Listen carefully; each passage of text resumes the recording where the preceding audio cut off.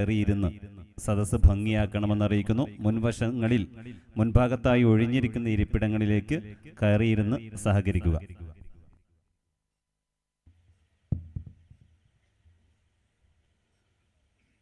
അസ്സലാമു അലൈക്കും വറഹ്മത്തുള്ളാഹി വബറകാതുഹു. ഇന്നൽ ഹംദലില്ലാഹ് അൽഹംദുലില്ലാഹി റബ്ബിൽ ആലമീൻ വല്ലാഖിബത്തു ലിൽ മുത്തഖീൻ വലാ ഉദ്വാന ഇല്ലാ അലൽ ളാലിമീൻ വഉസല്ലി വഉസല്ലിമു അലാ അഷ്റഫിൽ അംബിയാഇ വൽ മുർസലീൻ നബീന മുഹമ്മദിൻ വഅലാ ആലിഹി വഅസ്ഹാബിഹിൽ ഫായിസീന ബിരില്ലല്ലാഹ്. അല്ലാഹുമ്മ സ്വല്ലി അലാ മുഹമ്മദിൻ വഅലാ ആലി മുഹമ്മദ് കമാ സ്വല്ലൈത അലാ ഇബ്രാഹീമ വഅലാ ആലി ഇബ്രാഹീം വബാരിക് അലാ മുഹമ്മദിൻ വഅലാ ആലി മുഹമ്മദ് കമാ ബാറക്ത അലാ ഇബ്രാഹീമ വഅലാ ആലി ഇബ്രാഹീം ഇന്നക ഹമീദും മജീദ്. അഊദു ബില്ലാഹി മിനശ് ശൈത്വാനിർ റജീം. ബിസ്മില്ലാഹിർ റഹ്മാനിർ റഹീം. യാ അയ്യുഹല്ലദീന ആമനു തഖുല്ലാഹ ഹഖ്ക തുഖാതിഹി വലാ തമൂതുന്ന ഇല്ലാ വഅൻതും മുസ്ലിമൂൻ.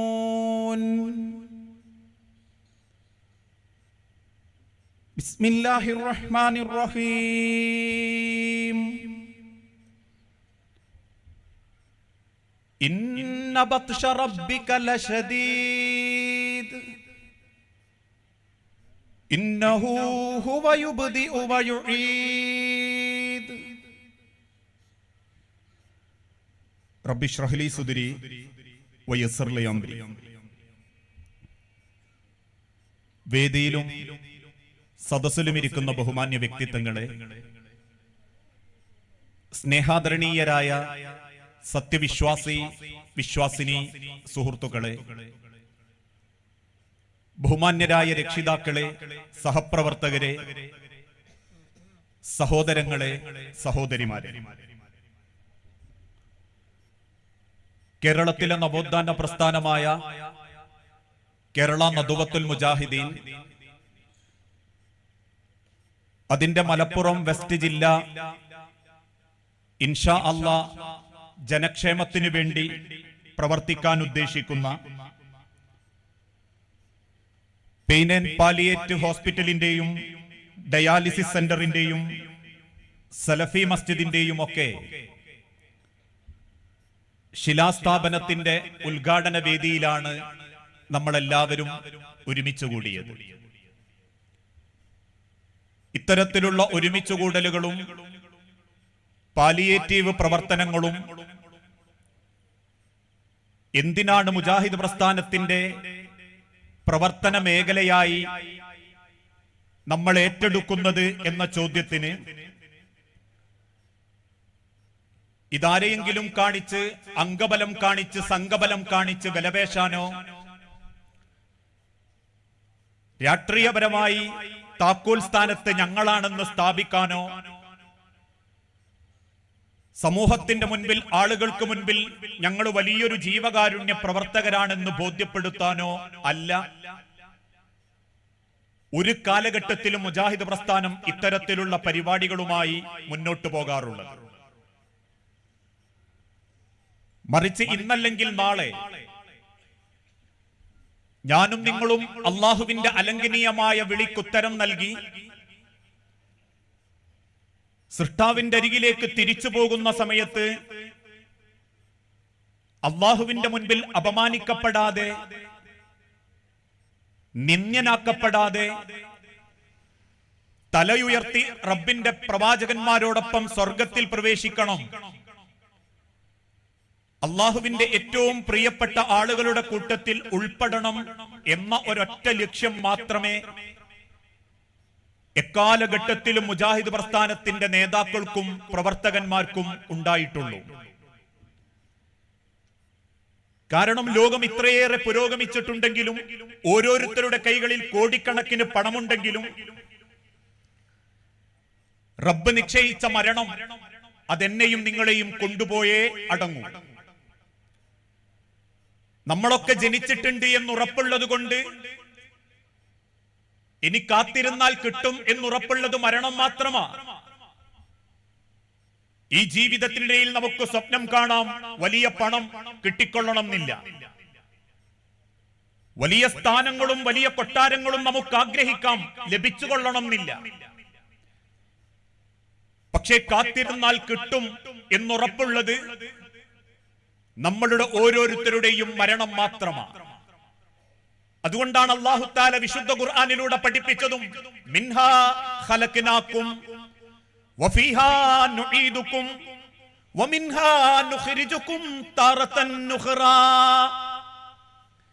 മിൻഹാ ഖലഖനാകും, നിങ്ങളെ ഞാൻ ആ മണ്ണിൽ നിന്നാണ് കൊണ്ടുവന്നതെങ്കിൽ, വഫീഹാ നുഈദുകും, അതേ മണ്ണിലേക്ക് തന്നെ നിങ്ങളെ ഞാൻ തിരിച്ചു കൊണ്ടുപോകും.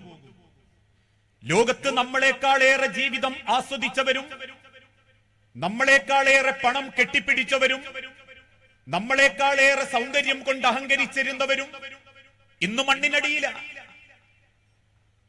അതുകൊണ്ട് അള്ളാഹു പഠിപ്പിക്കുന്നതും വഫീഹാ നുഈദുകും, അതേ മണ്ണിലേക്ക് നിങ്ങളെ നാളെ ഞാൻ തിരിച്ചു കൊണ്ടുപോകും. ആ തിരിച്ചുള്ള യാത്രയോടുകൂടി എല്ലാം അവസാനിക്കുമായിരുന്നെങ്കിൽ മരണം വലിയ സന്തോഷ. പരീക്ഷണങ്ങളില്ലാത്ത, ചോദ്യങ്ങളില്ലാത്ത, കള്ളുകുടിയന് ചോദ്യമില്ലാത്ത, പെണ്ണുപിടിയന് ഉത്തരം പറയാൻ ചോദ്യങ്ങളില്ലാത്തൊരു ലോകമാണ് മരണാനന്തര ലോകമെങ്കിൽ മരണം വലിയ സന്തോഷാന്ന് പറയേണ്ടി വരും. കാരണം മരിക്കുന്നതോടുകൂടി പിന്നെ ആരോടും ഉത്തരം പറയണ്ട എങ്കിൽ. പക്ഷെ തൊട്ടടുത്ത വാക്കിലൂടെ അല്ലാഹു തആല പറഞ്ഞു വമിൻഹാ നുഖ്രിജുകും താറതൻ നുഖ്റാ, നിങ്ങൾ ഒരിക്കൽ കൂടി അള്ളാഹുവിന്റെ മുൻപിലേക്ക് പുനർജീവിപ്പിക്കപ്പെടും. മക്കൾ മരിച്ചുപോയ വാപ്പാരോടും വാപ്പാര് മരിച്ചുപോയ മക്കളോടും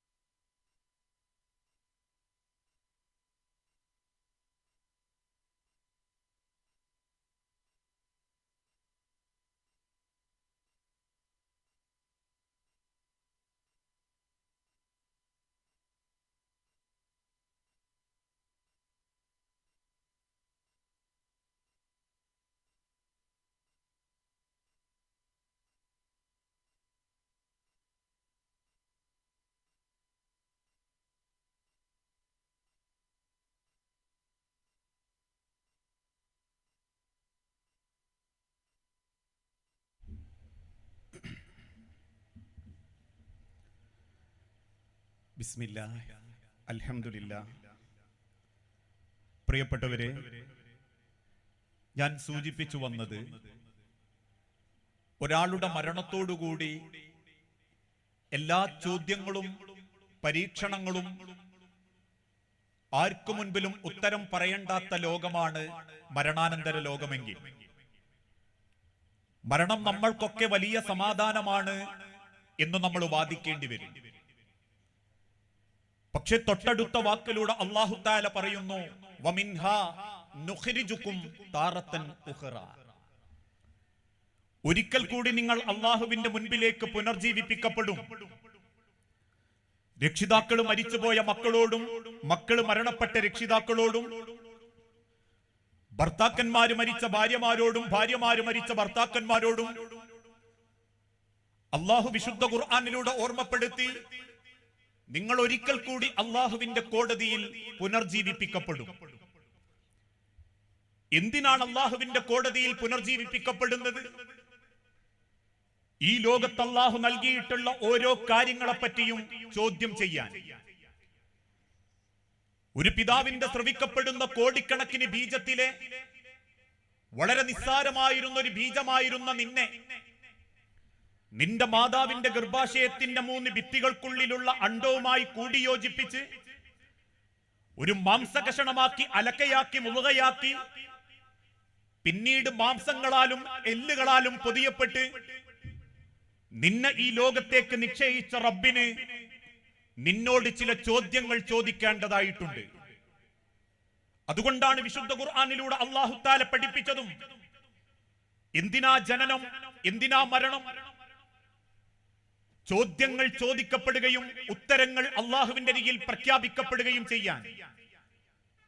അല്ലദീ ഖലഖൽ മൗത വൽ ഹയാത ലിയബ്ലുവകും അയ്യുക്കും അഹ്സനു അമല. ജനനവും മരണവും അല്ലാഹു തീരുമാനിച്ചത് കുറെ ആളുകൾ പണം സമ്പാദിക്കട്ടെ, പേരുള്ള തറവാട്ടിൽ ജനിക്കട്ടെ, കുറെ ആളുകൾ സൗന്ദര്യത്തിന്റെ മായാലോകത്ത് ജീവിക്കട്ടെ, കുറെ ആള് തിന്നും കുടിച്ചും ജീവിക്കട്ടെ, കുറെ ആളുകൾ ടെൻഷൻ അടിച്ച് ജീവിക്കട്ടെ, കുറെ ആളുകൾ അംഗവൈകല്യത്തോടെ ജനിക്കട്ടെ, കുറെ പേർക്ക് മക്കൾ ഉണ്ടാവാതിരിക്കട്ടെ, ചിലർ മക്കളെ കൊണ്ട് ഇടങ്ങേറാവട്ടെ. ഇങ്ങനെയൊരു തീരുമാനത്തിന്റെ പേരിലല്ല അല്ലാഹു തആല മനുഷ്യനെ സൃഷ്ടിച്ചതും മനുഷ്യന് കൊടുക്കുന്നതും. അല്ലദീ ഖലഖൽ മൗത വൽ ഹയാത, ജനിപ്പിച്ചതും മരിപ്പിച്ചതും ലിയബ്ലുവകും അയ്യുക്കും അഹ്സനു അമല, നിങ്ങളിൽ ആരാണ് ഏറ്റവും നല്ലത് പ്രവർത്തിച്ചത് എന്ന് റബ്ബിന് പരീക്ഷിക്കാൻ, റബ്ബിന് ചോദ്യം ചെയ്യാൻ. ഒരുപക്ഷെ ദുനിയാവിലെ ജീവിതം കൊണ്ട് ആരും നമ്മളെ ചോദ്യം ചെയ്തു കൊള്ളണമെന്നില്ല, അല്ലേ? ഈ പ്രസംഗിക്കുന്ന ഞാൻ ഒരു പക്ഷേ നിങ്ങളുടെ പലരുടെയും മനസ്സിൽ വലിയ മുത്തഖിയായിരിക്കും. അത് മതിയോ എനിക്ക് അല്ലാഹുവിന്റെ മുൻപിൽ രക്ഷപ്പെടാൻ? എന്റെ വാക്ക് കേട്ടുകൊണ്ടിരിക്കുന്ന നിങ്ങൾ ഓരോരുത്തരും 5 വക്ത് സമയം തെറ്റാതെ നമസ്കരിക്കുന്ന ഒരു കറകളഞ്ഞ മുസ്ലിമായിരിക്കും. അത് മതിയോ അല്ലാഹുവിന്റെ അടുത്ത് രക്ഷപ്പെടാൻ? നെറ്റിത്തടത്തിലെ നിസ്കാരത്തയമ്പ് കൊണ്ടും ഒടുക്കുന്ന സലഫി പർദ്ദ കൊണ്ടും നാട്ടിലെ ഖുർആൻ ക്ലാസ് കൊണ്ടും പരിശുദ്ധ കഅബാലയത്തെ തവാഫ് ചെയ്തതുകൊണ്ടും സ്വർഗം തരാമെന്ന് പറഞ്ഞ റബ്ബ് എന്തിന്റെയും മുൻപിൽ ആദ്യം ഓർമ്മപ്പെടുത്തിയത് ഇന്നമൽ അഅമാലു ബിന്നിയ്യാത്ത്, ഇന്നമൽ അഅമാലു ബിന്നിയ്യാത്ത്, നിങ്ങൾക്ക് നിയ്യത്തിന്റെ അടിസ്ഥാനത്തിലാണ് കൂലിയെന്നും നിങ്ങളുടെ ഹൃദയത്തെയാണ് ശുദ്ധീകരിക്കേണ്ടതെന്നും ഖദ് അഫ്ലഹ മൻ സക്കാഹ വഖദ് ഖാബ മൻ ദസ്സാഹ, മനസ്സിനെ ശുദ്ധീകരിക്കാത്തവൻ എത്ര നമസ്കരിച്ചിട്ടും കാര്യമില്ലെന്നും പഠിപ്പിച്ച മതമാണ് പരിശുദ്ധ ഇസ്ലാമെങ്കിൽ ഈ ദുനിയാവിലെ കെട്ടും മട്ടും കൊണ്ടൊരു പക്ഷേ ഖബർ ഭംഗിയായിക്കൊള്ളണം എന്നില്ല. പിന്നെ നമ്മളെ കൊണ്ടുണ്ടായ ചില നേട്ടങ്ങളെ കൊണ്ട് നാട്ടുകാരും കുടുംബക്കാരും നമുക്കൊരു നല്ല യാത്രയപ്പ് തരും എന്നുള്ളത് സത്യമാ. അതുകൊണ്ടാണല്ലോ ഈ പുത്തനത്താണിയാണെങ്കിലും നന്മണ്ടയാണെങ്കിലും ജീവിതം കൊണ്ട് നാട്ടുകാർക്കിടയിൽ പേരെടുത്തവനാണെങ്കിലും പേരെടുത്തിട്ടില്ലാത്തവനാണെങ്കിലും പടച്ച റബ്ബിന്റെ തിരിച്ചുള്ള വിളിയും കിട്ടി 6 കാലുള്ള കട്ടിലിൽ എടുക്കപ്പെട്ട് 6 അടി മണ്ണിലേക്ക് ചേർത്ത് വെച്ച് അവനെ യാത്രയാക്കുമ്പം ഒരാൾ പോലും പിശുക്ക് കാണിക്കാറില്ല. ആ കബറിലേക്ക് ചേർത്ത് വെച്ച് നമ്മൾക്കുണ്ടായിരുന്ന ദുനിയാവിലെ സ്ഥാനത്തിന്റെയും പവറിന്റെയും അടിസ്ഥാനത്തിൽ നാട്ടുകാരും കുടുംബക്കാരും നമുക്ക് ഭംഗിയായിട്ട് യാത്രയപ്പ് തരും. ആ യാത്രയപ്പ മനുഷ്യരെ തസ്ബീത്ത് നമ്മളൊക്കെ ചെല്ലാറില്ലേ? അല്ലാഹുമ്മ സബ്ബിതുഹു ഇൻദ സുആൽ, അല്ലാഹുമ്മ അൽഹിംഹുൽ ജവാബ്, അല്ലാഹുമ്മ ജാഫിൽ ഖബ്റ അൻ ജംബി, അല്ലാഹുമ്മ ഇഗ്ഫിർ ലഹു വർഹംഹു, അല്ലാഹുമ്മ ആമിൻഹു മിൻ കുല്ലിൽ ഫസ. അല്ലാഹുമ്മ, അല്ലാഹുവേ, സബ്ബിതുഹു ഇൻദ സുആൽ, ഈ ഖബർ കിടക്കുന്ന ഖബറാളിക്ക് നിന്റെ മുൻപിൽ നിൽക്കാനുള്ള ധൈര്യം കൊടുക്കണേ നാഥാ. കാരണം പവർ കൊണ്ടും പണം കൊണ്ടും സ്റ്റാറ്റസ് കൊണ്ടും തറവാട് കൊണ്ടും ദുനിയാവിലെ മനുഷ്യന് നെഞ്ചുവിരിക്കാൻ അവകാശമുള്ളൂ. ഒരാൾ എന്തടോ എന്ന് ചോദിച്ചാ എന്താക്കണടോ എന്ന് ചോദിക്കാൻ ദുനിയാവിലെ പവറേ ഉള്ളൂ. 6 അടി മണ്ണിന്റെ ഇടയിലേക്ക് താഴ്ത്തി വെച്ചാൽ കറുത്തവൻ, വെളുത്തവൻ, മൂക്ക് പതിഞ്ഞവൻ, നീണ്ടവൻ, പണക്കാരൻ, ദരിദ്രൻ, തറവാടുള്ളവൻ, തറവാടില്ലാത്തവൻ എന്നൊരു വേർതിരിവില്ല. മയ്യത്ത് സൗദി അറേബ്യ അടക്കി വഹിക്കുന്ന രാജാവ് മരണപ്പെട്ടപ്പോഴും 6 അടി മണ്ണിലാണ് വെച്ചതെങ്കിൽ കേരളത്തിന്റെ പാതയോര വക്കത്ത് ചെറിയ ഉന്തുവണ്ടിയിൽ അന്നന്നത്തെ അന്നം കണ്ടെത്തി അവസാനം പട്ടിണി കടന്നു മരിച്ചവനും മണ്ണിന്റെ അടി കിടക്കുന്നത് 6 അടി മണ്ണ് തന്നെയാ. അതുകൊണ്ടാ റബ്ബിന്റെ പ്രവാചകൻ ഓർമ്മപ്പെടുത്തിയതും റബ്ബിന്റെ മുൻപിൽ ഒന്ന് ധൈര്യത്തോടെ നിൽക്കാൻ നിങ്ങൾ അയാൾക്ക് വേണ്ടി തസ്ബീത്ത് ചൊല്ലിക്കൊടുക്കണം, ചോദിക്കണം. അല്ലാഹുമ്മ സബ്ബിതുഹു ഇൻദ സുആൽ. പടച്ചോനെ, എന്റെ ചോദ്യത്തിന്റെ മുൻപിൽ ഇയാൾക്കിങ്ങൊരു ധൈര്യം കൊടുക്കണേ റബ്ബേ. അല്ലാഹുമ്മ അൽഹിംഹുൽ ജവാബ്. റബ്ബേ, നീ ചോദിക്കുന്ന ചോദ്യങ്ങൾക്ക് കൃത്യമായ ഉത്തരം പറയാനുള്ള കഴിവ് തരണേ നാഥാ. അതെന്തേ? ദുനിയാവിൽ നമുക്ക് പലതും പറഞ്ഞ് രക്ഷപ്പെടാൻ പറ്റും. അള്ളാഹുവിന്റെ മാർഗത്തിലേക്ക് ഒരു 10 ഉറുപ്യ ചോദിക്കുന്നവന് തിരിച്ചു പറയാ, എനിക്കെവിടെയാ വരുമാനം, എന്റെ 5 നയാ പൈസ അല്ല.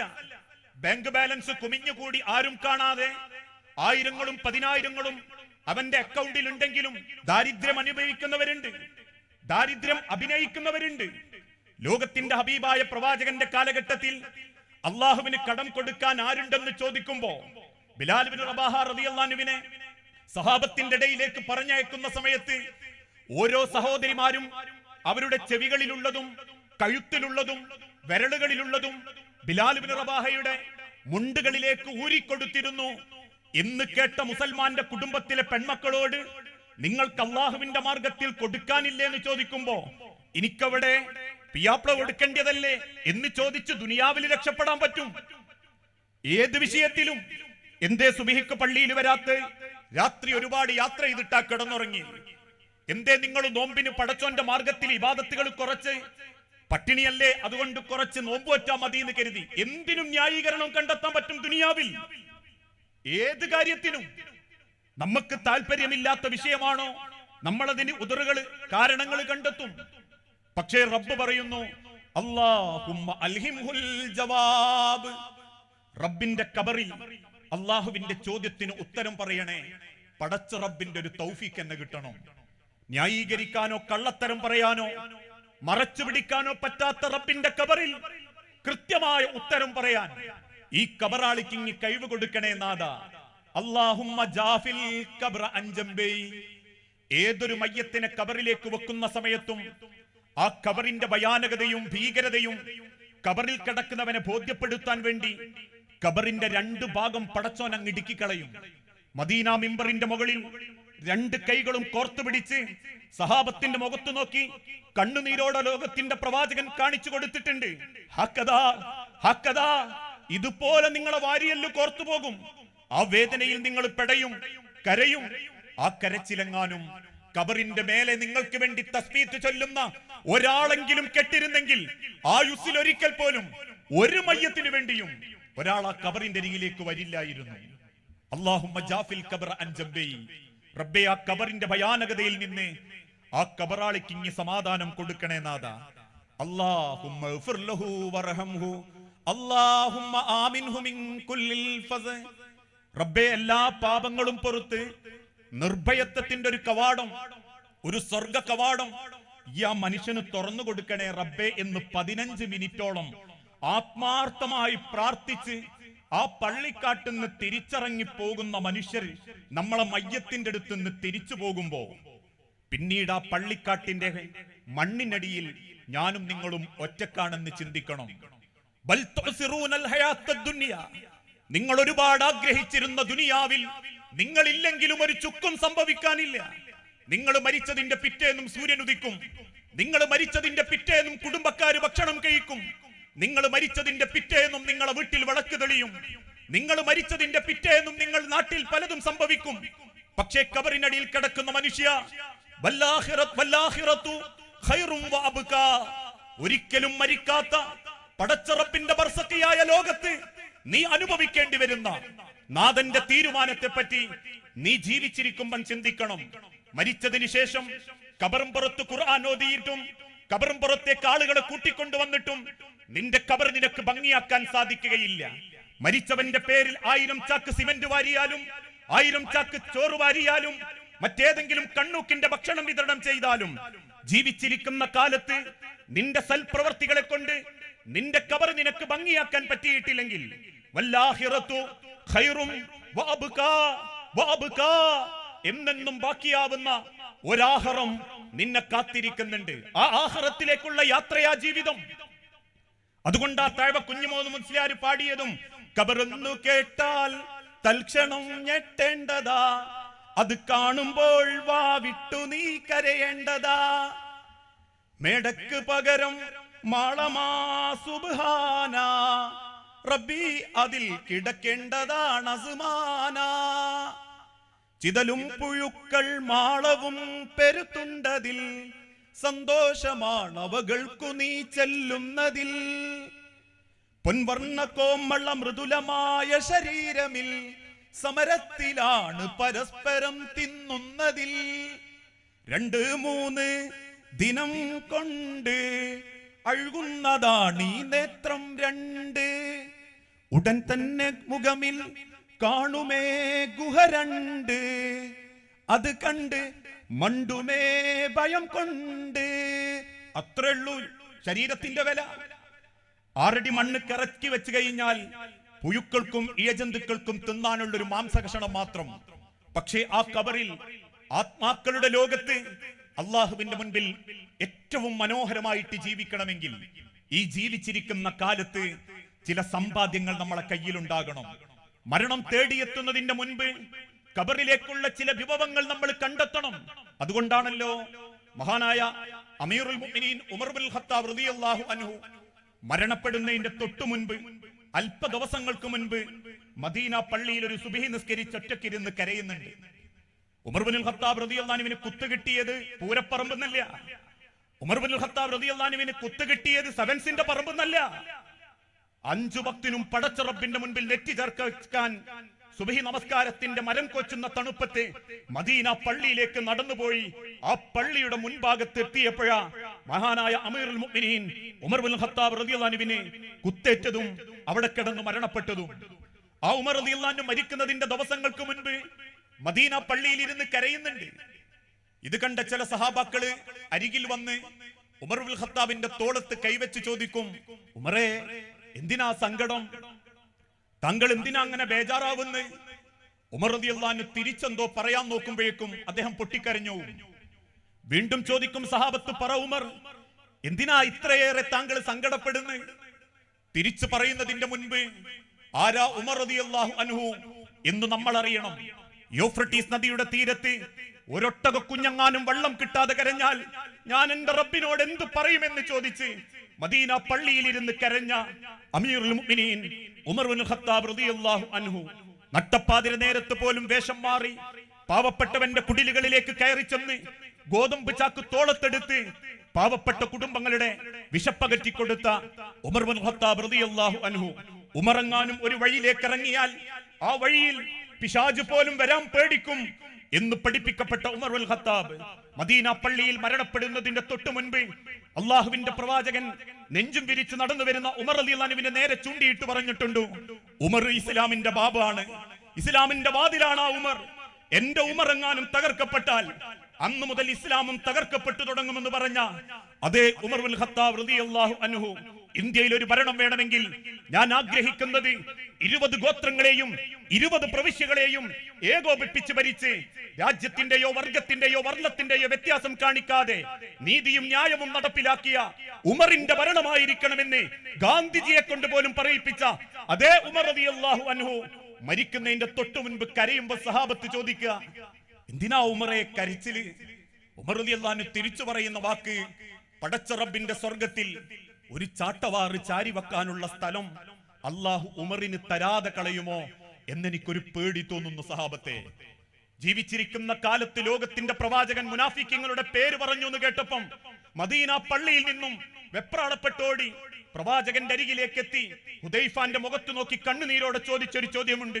ഹുദൈഫ, അള്ളാഹുവിന്റെ പ്രവാചകൻ മുനാഫിക്കീങ്ങളുടെ പേര് പറഞ്ഞല്ലോ, ആ കൂട്ടത്തിൽ ഉമറിന്റെ പേരുണ്ടോ? ഉമറിന്റെ പേരുണ്ടോ ഹുദൈഫ? ഒന്ന് പറ ഹുദൈഫ. എന്റെ നമസ്കാരം മുനാഫിക്കത്തരമാണെന്ന് റസൂലുള്ളാഹിക്ക് തോന്നിയോ? എന്റെ സ്നേഹം മുനാഫിക്കത്തരമാണെന്ന് റസൂലുള്ളാഹിക്ക് തോന്നിയോ? എന്റെ ദാനധർമ്മം മുനാഫിക്കത്തരമാണെന്ന് അള്ളാന്റെ ഹബീബിന് തോന്നിയോ? റബ്ബിന് തോന്നിയോ? അതുകൊണ്ട് പറ ഹുദൈഫ, മുനാഫിക്കീങ്ങളുടെ പേരിൽ എന്റെ പേരുണ്ടോ എന്ന് ചോദിക്കുകയും പേരില്ലെന്നറിയുമ്പം ആകാശത്തേക്ക് കൈകളുയർത്തി എന്റെ ഇബാദത്തുകളെ കൊണ്ട് എന്റെ പരലോകം നീ വെളുപ്പിക്കണേ നാഥാ എന്ന് പ്രാർത്ഥിച്ചിറങ്ങുന്ന അതേ ഉമർ റളിയല്ലാഹു അൻഹു ചോദിക്കുന്ന ചോദ്യം, റബ്ബിന്റെ സ്വർഗത്തിൽ ഒരു ചാട്ടവാറ് ചാരിവെക്കാനുള്ള സ്ഥലം റബ്ബിനിക്ക് തരാതെ കളയുമോ എന്ന് പേടി തോന്നുന്നു സഹാബത്തെ. എത്രമാത്രം സ്വപ്നം കണ്ടിട്ടും ആഗ്രഹിച്ചിട്ടുവാ അവർ അള്ളാന്റെ അരികിലേക്ക് പോയത്. റബ്ബ് തന്ന ഓരോ കാരണത്തിന്റെ പേരിലും ചോദ്യം ചെയ്യപ്പെടുമെന്ന ബോധം അവരെ പരലോകത്തിന് വേണ്ടി മത്സരിക്കാൻ പ്രാപ്തരാക്കി. അതുകൊണ്ടാണല്ലോ നട്ടപ്പാതിര നേരത്ത് കിടന്നിട്ടുറക്കം വരാതെ വിശപ്പിന്റെ ശക്തി കൊണ്ട് നബി സല്ലല്ലാഹു അലൈഹി വസല്ലമ എഴുന്നേറ്റ് നടക്കുന്നുണ്ട്. നമ്മളൊന്നും ചിന്തിച്ച ഒടുക്കല്ലാത്തൊരു ചരിത്രാണത്. ഇന്ന് തിന്നിട്ട് നടക്കുന്നവരാ നമ്മളിൽ പലരും, അല്ലേ? സുബ്ഹി നിസ്കാരത്തിന് പള്ളിയിൽ പോകുന്നവർക്കറിയാം, തിന്നത് കൂടിപ്പോയതിന്റെ പേരിൽ നടക്കുന്നവരാ ഇന്നത്തെ കാലഘട്ടം. അന്ന് തിന്നാൻ കിട്ടാത്തതിന്റെ പേരിൽ, കഴിക്കാൻ ഭക്ഷണമില്ലാത്തതിന്റെ പേരിൽ, ഒരു കാരക്ക എന്ന ഭക്ഷണം പോലും കിട്ടാത്തതിന്റെ പേരിൽ നട്ടപ്പാതിരത്ത് എഴുന്നേറ്റ് നടക്കുന്ന പ്രവാചകൻ സല്ലല്ലാഹു അലൈഹി വസല്ലമ ഇരുട്ടത്ത് തന്റെ നേരെ നടന്നു വരുന്ന വ്യക്തിയെ കാണുമ്പോൾ ചോദിക്കും, മൻ, ആരാണതോ അത്? വെളിച്ചത്തിലേക്ക് മാറി നിന്ന് സിദ്ദീഖുൽ അക്ബർ റളിയല്ലാഹു അൻഹു പറഞ്ഞു, റസൂലേ, ഞാൻ അബൂബക്കറ. അബൂബക്കറ റസൂലേ. ആരായിരുന്നു അബൂബക്കർ റളിയല്ലാഹു അൻഹു?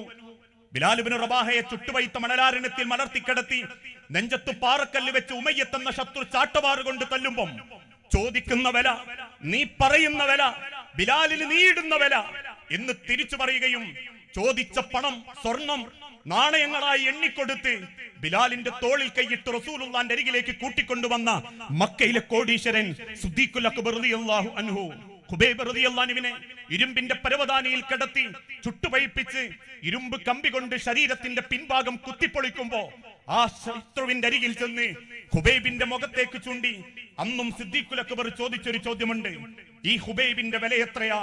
ആ വിലയിൽ താങ്കൾ എണ്ണി പറയുന്നത് എത്ര കൂടിയാലും അബൂബക്കറിന്റെ സ്വത്ത് വിറ്റിട്ടാണെങ്കിലും ഹുബൈബിനെ മോചിപ്പിച്ചിട്ടേ ഞാൻ പുറപ്പെടൂ എന്ന് വാശി കാണിച്ച് ഹുബൈബ് റളിയല്ലാഹു അൻഹുവിനെ ശത്രുവിന്റെ അടുത്തു നിന്നും മോചിപ്പിച്ച മക്കയിലെ കോടീശ്വരൻ, ആ കോടീശ്വരനായ സിദ്ദീഖുൽ അക്ബർ വെളിച്ചത്തേക്ക് വന്നിട്ട് പറയാ, റസൂലേ, പട്ടിണിയാ നബിയെ, കിടന്നിട്ട് ഉറക്കം വരുന്നില്ല റസൂലേ. രണ്ടുപേരും മുന്നോട്ട് നടക്കുമ്പം വീണ്ടും ഇരുട്ടത്താരോ ഉമർ ഇബ്നുൽ ഖത്താബ് റളിയല്ലാഹു അൻഹു. ഏതൊരാളും പേര് കേട്ടാൽ വിറയ്ക്കുന്ന ഉമർ റളിയല്ലാഹു അൻഹു മക്കയിലെ ഒരു ഗുണ്ടയെന്ന് അവകാശപ്പെട്ടിരുന്ന, അഥവാ മറ്റുള്ളവരെ ദ്രോഹിക്കാൻ വേണ്ടി ദിവസം കൊട്ടേഷൻ ഏറ്റെടുത്തിരുന്ന വ്യക്തി, 100 ചുവന്നൊട്ടകങ്ങൾക്ക് വേണ്ടി അള്ളാന്റെ ഹബീബിന്റെ തലയിറക്കാൻ പുറപ്പെട്ട ഉമർ ഇബ്നുൽ ഖത്താബ്. ഉമർ റളിയല്ലാഹു അൻഹുവിന്റെ മുഖത്ത് നോക്കിയിട്ട് റസൂല് ചോദിച്ചു, എന്താ ഉമറെ ഈ സമയത്ത്? അദ്ദേഹം പറഞ്ഞു, നബിയേ, പട്ടിണിയാ റസൂലേ, ഉറക്കം വരുന്നില്ല. 3 പേര് മുന്നോട്ട് നടക്കുമ്പം അല്പം വെളിച്ചം കണ്ടൊരു സാധുവായ സഹാബിയുടെ വീട്ടിൽ കയറി ചെല്ലുകയും ആ സ്വഹാബിയുടെ വീട്ടിലാകെയുണ്ടായിരുന്ന കാരക്ക എടുത്തു കൊടുക്കുമ്പോ ആ കാരക്കയിൽ നിന്ന് അല്പം തന്റെ ഇടത്തെ കയ്യിലേക്ക് പിടിച്ച് അതിൽ കുറച്ചെണ്ണം എടുത്ത് ഭൃത്യൻ അബ്ദുല്ലാന്റെ കയ്യിൽ കൊടുത്ത് റസൂല് കൊടുക്കുന്ന ഒരു ഉപദേശമുണ്ട്, അബ്ദുല്ലാ, ഇതെന്റെ ആയിഷാക്കും ഫാത്തിമാക്കും കൊടുക്കണം. ഭക്ഷണം കിട്ടാതെ 4 ദിവസത്തിലധികമായി എന്റെ വീട്ടിൽ പട്ടിണിയുമായി ജീവിക്കുന്ന എന്റെ ആയിഷാക്കും എന്റെ ഫാത്തിമ എന്ന കരളിനും കൊടുക്കണേ അബ്ദുള്ള. എന്നിട്ട് ആ കാരക്കയൊന്ന് ചീന്തി ഒരു കഷണം ആകാശത്തേക്ക് ഉയർത്തിപ്പിടിച്ച് കണ്ണു നിറയുന്ന റസൂലുള്ളാന്റെ മുഖത്തേക്ക് നോക്കി സഹാബാക്കളും പ്രവാചകന്റെ പ്രിയപ്പെട്ട സിദ്ദീഖുൽ അക്ബറും ചോദിച്ചു, നബിയേ, എന്താ സങ്കടം? അല്ലാഹുവിന്റെ റസൂലുള്ള കാരക്കമലേക്ക് ചുണ്ടിയിട്ട് പറഞ്ഞു, വല്ലാഹി സുമ്മ ലതുസ്അലുന്ന യൗമഇദിൻ അനിൻ നഈം. എന്റെ റബ്ബ് സാക്ഷി, ഈ കാരക്ക എന്ന അനുഗ്രഹത്തെ പറ്റിയും അല്ലാഹു ചോദ്യം ചെയ്യും. ഈ കാരക്ക എന്ന അനുഗ്രഹത്തെ പറ്റിയും റബ്ബ് ചോദ്യം ചെയ്യും. ആ ചോദ്യം ചെയ്യാനാ മരണം, അല്ലാതെ നമ്മളെ ബേജാറാക്കാനല്ല. ഈ ദുനിയാവിൽ നമ്മൾ ജീവിക്കുന്നതിന് പടച്ചോന് വലിയ ഇഷ്ടക്കുറവുള്ളതുകൊണ്ടുമല്ല. പേരക്കുട്ടികളെ കല്യാണം കൂടിയിട്ടും പേരക്കുട്ടികളെ വിട്ടുകൂടൽ കണ്ടിട്ടും മക്കളെ കെട്ടിച്ചു വിട്ടിട്ടും മക്കളെ എത്തി മക്കളാക്കാതെയൊക്കെ ഈ ദുനിയാവിൽ കുറെ കാലം നിങ്ങളെ പോറ്റി വലുതാക്കുന്നത് പടച്ചോൻ ഈ ചോദ്യങ്ങൾക്കൊക്കെ ഉത്തരം കണ്ടെത്താനാ. അള്ളാന്റെ ചോദ്യത്തിന് മുൻപിൽ ഉത്തരം കണ്ടെത്താനായി ദുനിയാവിൽ അള്ള സമയം നീട്ടിത്തരുന്നത്. അതുകൊണ്ട് തന്നെ അള്ളാഹുവിന്റെ തിരുദൂതൻ പഠിപ്പിച്ചതുപോലെ അള്ളാഹു നൽകിയ ഓരോന്നിനെ പറ്റിയും റബ്ബിന്റെ മുൻപിൽ നമ്മൾ ഉത്തരം പറയേണ്ടി വരും. ആ ലോകത്തേക്ക് നമ്മൾ ആരംഭിച്ചിട്ടുണ്ട്. ജനിച്ചിട്ടുണ്ടോ? മരിക്കാനുള്ള ആരംഭം കുറിച്ചു എന്ന് അതിന്റെ അർത്ഥം. ജനിച്ചിട്ടുണ്ടോ എങ്കിൽ മരണത്തെ നിശ്ചയിക്കപ്പെട്ടിട്ടുണ്ട്, മരണം രേഖപ്പെടുത്തപ്പെട്ടിട്ടുണ്ട്. അതുകൊണ്ട് ആ വിശുദ്ധ ഖുർആനിലൂടെ അല്ലാഹു തആല പഠിപ്പിച്ചതും ഖുൽ ഇന്നൽ മൗതല്ലദീ തഫിറൂന മിൻഹു ഫഇന്നഹു മുലാഖീകും സുമ്മ തുറദ്ദൂന ഇലാ ആലിമിൽ ഗൈബി വശഹാദ ഫയുനബ്ബിഉകും ബിമാ കുൻതും തഅമലൂൻ. ഖുൽ ഇന്നൽ മൗതല്ലദീ, നിങ്ങൾ എത്രയേറെ വെപ്രാളപ്പെട്ട് കിതച്ചോടിയാലും, എന്തൊക്കെ മാരക സൂക്കേടുകളുടെ ഭയത്തിലാണെങ്കിലും, ഏതൊക്കെ ലക്ഷങ്ങൾ മുടക്കി ആരോഗ്യം തിരിച്ചു പിടിക്കാൻ ആഗ്രഹിച്ചാലും, നിങ്ങൾ എത്രയേറെ സ്വപ്നങ്ങൾ മനസ്സിൽ കൊണ്ട് നടന്നാലും, ഇന്നൽ മൗതല്ലദീ തഫിറൂന മിൻഹു, ആ മരണം നിങ്ങളെ കണ്ടുമുട്ടുക തന്നെ ചെയ്യും. അതോടുകൂടി സുമ്മ തുറദ്ദൂന ഇലാ വാലിമിൽ ഗൈബി വശഹാദ, മറച്ചു പിടിച്ചതും ചേത്ത് പിടിച്ചതും രഹസ്യമാക്കി പിടിച്ചതും പരസ്യമാക്കി ചെയ്തതും അറിയുന്ന നാഥന്റെ അരികിലേക്കുള്ളൊരു യാത്രമാ. അതുകൊണ്ട് റസൂലേ അവരോട് പറയണം, വലൻ യുഅഖിറല്ലാഹു നഫ്സൻ ഇദാ ജാഅ അജലുഹാ. പുത്തനത്താണിയുടെ റോട്ടിൽ വെച്ചാണോ, വിദേശത്തെ റോഡുകളിൽ വെച്ചാണോ, കോഴിക്കോട് റോഡിൽ വെച്ചാണോ, വീട്ടിന്റെ പറമ്പിൽ വെച്ചാണോ, അല്ലെങ്കിൽ ആവേശത്തോടെ കയറിക്കിടക്കുന്ന അവരുടെ മെത്തകൾക്ക് മേലെയാണോ, എവിടെ വെച്ചിട്ടാണെങ്കിലും വലൻ യുഅഖിറല്ലാഹു നഫ്സൻ ഇദാ ജാഅ അജലുഹാ, ഒരണുമണി തൂക്കം മുന്നോട്ടോ ഒരു സെക്കൻഡ് മുൻപെയോ അല്ലാത്ത നിലക്ക് അവരെ ആ അല്ലാഹു നിശ്ചയിച്ച സമയം റബ്ബങ്ങ് കൊണ്ടുപോകും. അതുകൊണ്ടാണല്ലോ ആകണ്ടായിരുന്ന ഒരു ആൺകുട്ടീനെ നാട്ടിലെ പൊരയും പോലും പണയപ്പെടുത്തി കിട്ടിയ പണം കൊണ്ട് ആ വാപ്പ ഗൾഫിക്ക് പറഞ്ഞയച്ച് 3 ദിവസമായിട്ടേ ഉള്ളൂ. 5ാമത്തെ പത്രത്തിൽ നിങ്ങൾ വായിച്ചില്ലേ? 3 ദിവസം. +2 കഴിഞ്ഞ അവനോട് വാപ്പ പറഞ്ഞു, വാപ്പാക്ക് ആരോഗ്യമല്ല മോനെ, പെങ്ങന്മാരെ കെട്ടിക്കാനും ഉണ്ട്. പലരുടെയും കാല് പിടിച്ച് 1.25 ലക്ഷം ഉറുപ്പ്യക്ക് ഒരു വിസയും സംഘടിപ്പിച്ചിട്ട് സാധുവിനെ ഗൾഫിക്ക് പറഞ്ഞയച്ചതാ. ഇപ്പൊ അവിടെ മോർച്ചറി കിടക്കുന്നുണ്ട് ജീവനറ്റൊരു മയ്യത്ത്. നാട്ടുക്ക് കൊണ്ടുവരാൻ പോലും 5 പൈസ കൈമലില്ലാത്തതിന്റെ പേരിൽ 3 ദിവസമായിട്ടേ ഉള്ളൂ. നമ്മൾ പറയും മരിക്കാൻ അവിടെ പോയതാണ്. അല്ല, വലൻ യുഅഖിറല്ലാഹു നഫ്സൻ ഇദാ ജാഅ അജലുഹാ, പടച്ചോൻ നിശ്ചയിച്ചത് അവിടെയാ. ആ സമയത്ത് നിങ്ങളെ അള്ളാഹു കൊണ്ടുപോകാൻ അള്ള എഴുതി വെച്ചിട്ടുണ്ട്. ആ സമയം അനുഭവിക്കാനുള്ളത് അനുഭവിച്ചിട്ടും രസിക്കാനുള്ളത് രസിച്ചിട്ടും നമ്മൾ കിട്ടാനുള്ളത് കിട്ടിയിട്ടും പടച്ചോന്റെ അടുത്തേക്ക് മടങ്ങും. ആ യാത്രയിൽ തിരിച്ചുള്ള യാത്ര മനോഹരമാക്കണമെങ്കിൽ ഖബറെന്ന ലോകത്തേക്ക് ചില വിഭവങ്ങൾ നമ്മളെ കയ്യിലുണ്ടാവണം. ആ വിഭവങ്ങൾ സമ്പാദിക്കാനേ പടച്ചോൻ ദുനിയാവ് പറഞ്ഞിട്ടുള്ളൂ. അതിനർത്ഥം അത് മാത്രം മതി, ദുനിയാവിൽ പിന്നെ വേറൊന്നിനും മെനക്കെടരുത് എന്നല്ല. ധനം സമ്പാദിക്കാം, അതെന്തിന്? പാരത്രിക ലോകത്തെ നേട്ടത്തിന് വേണ്ടി. അങ്ങനെ നേട്ടത്തിന് വേണ്ടി പലരും ചെയ്തതുകൊണ്ടല്ലേ പല നാട്ടിലും ഇസ്ലാഹി പ്രവർത്തനങ്ങളും പാലിയേറ്റീവ് പ്രവർത്തനങ്ങളും നടന്നു.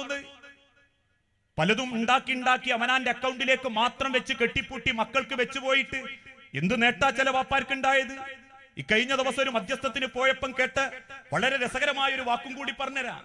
ജീവിച്ചിരിക്കുന്ന കാലത്ത് ആ വാപ്പ അമ്മക്ക് ഒരു ബാത്റൂം ഉണ്ടാക്കാൻ 5 നയാ പൈസ മക്കള് 4 ആളും എടുത്തില്ല. ഒരു ഇരുന്ന് പോകുന്ന ബാത്റൂമിന് വേണ്ടി. അവസാനം നാട്ടിലെ ഞങ്ങളിൽ കുറെ ആളുകളും ഞങ്ങളെ സഹായിക്കുന്ന വേറെ ചില വ്യക്തികളുടെയും സഹായത്തോടുകൂടി ഒരു ക്ലോസറ്റും വെച്ചെടുത്തു. 7 മാസങ്ങൾക്കിപ്പുറം ഉമ്മ മരണപ്പെട്ടു. 1 മാസം തികഞ്ഞിട്ടില്ല, മക്കൾ 5 ആളും തമ്മിത്തല്ലാൻ തുടങ്ങി. എന്താ കാരണം എന്നറിയോ? ആ ഉമ്മാന്റെ പേരിൽ പെൻഷനായി കിട്ടിയതും അല്ലാണ്ട് കിട്ടിയതും ഏകദേശം 1,25,000 ഉറുപ്പ്യന്റെ മേലമ്മാന്റെ അക്കൗണ്ടിലുണ്ട്. അതിന്റെ പേരിൽ മക്കൾ തമ്മിത്തല്ലി. മൂത്തോള് പറഞ്ഞു ഉമ്മ എനിക്ക് തരാന്ന് പറഞ്ഞതാ, എന്റെ മാല മാറ്റിയെടുത്ത് തരാന്ന് പറഞ്ഞതാ. രണ്ടാമത്തോള് പറഞ്ഞു അവസാനം തന്ന കൂട്ടത്തിൽ 8 പവനെ ഉമ്മ തന്നിട്ടുള്ളൂ, 2 പവൻ ഉമ്മാന്റെ കൈമലുണ്ട്. രണ്ടും കേട്ട ആങ്ങളാര് പറഞ്ഞു അങ്ങനെ നിങ്ങൾക്ക് മാത്രം കൊണ്ടുപോയാൽ പറ്റൂല. ഇപ്പൊ അതിന്റെ മധ്യസ്ഥത്തിന് പള്ളി കമ്മിറ്റി ഇപ്പൊ 4 കൂടൽ കൂടി.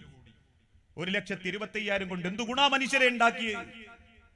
നാളെ ആഖിറത്തിലേക്ക് എന്തെങ്കിലും ഒരു ഗുണം ഉണ്ടാക്കാൻ വേണ്ടി മത്സരിക്കേണ്ടതിന് പകരം ദുനിയാവിൽ തിന്നാതെ കുടിക്കാതെ വെക്കുന്നതൊന്നും ഹക്കല്ല, ഖൈറുമല്ല. അതുകൊണ്ടാണല്ലോ മദീന പള്ളിയിൽ ചില ആളുകൾ വന്ന് ഉമർ റളിയല്ലാഹു ഖത്താബിനോട് പരാതി പറഞ്ഞു, ഉമറേ ചില ആൾക്കാർ പറമ്പ് വാങ്ങിക്കൂട്ടുന്നുണ്ട്. എന്തിനാന്ന് ചോദിച്ചിട്ട് ഒരു പിടുത്തവും ഇല്ല. പറമ്പ് ഇങ്ങനെ വാങ്ങിക്കൂട്ടുന്നുണ്ട് ആളറിയാതെ പലരെയും പേരിൽ. ഉമർ റളിയല്ലാഹു അൻഹു ഓരോരുത്തരെ വീട്ടിലേക്കും കയറി ചെന്നു, ചോദിച്ചു എന്തിനാ പറമ്പ് വാങ്ങിട്ട്? അവർ പറഞ്ഞു ഒന്നുമില്ല ഉമർ, ഞങ്ങളെ ഞങ്ങളുടേതായ സൗകര്യത്തിന് വാങ്ങിയിട്ടതാ. ഉമർ റളിയല്ലാഹു അൻഹു പറഞ്ഞു, ഒന്നെങ്കിൽ കൃഷി ചെയ്യണം, അല്ലെങ്കിൽ ആവശ്യക്കാരനെ ബുദ്ധിമുട്ടിക്കാതെ നിങ്ങളത് പരസ്പരം ഉപയോഗപ്പെടുത്തണം.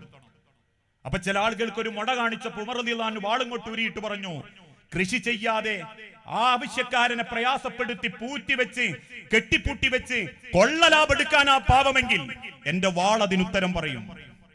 ഞാൻ പറയാറുണ്ട്, ഇന്നെങ്ങാനും ഉമർ റളിയല്ലാഹു അൻഹു കേരളത്തിലെ മുസ്ലിമീങ്ങളുടെ അടുത്തേക്ക് വന്നാൽ ആ വാളിന് പിന്നെ ഒരു സ്വൈര്യവും സമാധാനവും ഉണ്ടാവില്ല. ഈ പറഞ്ഞതിന്റെ അർത്ഥം ഒന്നും സമ്പാദിച്ചു വെക്കരുത് എന്നല്ല, പക്ഷെ സമ്പാദിച്ചു വെക്കുന്നത് ദുനിയാവ് പോലും ഒരു സമാധാനം കിട്ടാത്ത അവസ്ഥക്കാവാൻ പാടില്ല എന്ന് മാത്രം. കൊടുക്കുന്നവരുണ്ട്, ധാരാളം പരലോകത്തേക്ക് കണ്ടെത്തിയവരുണ്ട്. അതുകൊണ്ട് തന്നെ ആഖിറത്തിലേക്ക് പോകുമ്പം ഇദാ മാത്തൽ ഇൻസാനു ഇൻഖത അമലുഹു, ഒരാൾ മരിക്കുന്നതോടുകൂടി അവന്റെ എല്ലാ അമലുകളും നിശ്ചലമായി പോകും. പിന്നെ ഒന്നും അവന്റെ അക്കൗണ്ടിലേക്കില്ല. ഇല്ലാ ബിസലാസിൻ, 3 കാര്യങ്ങൾ ഒഴികെ.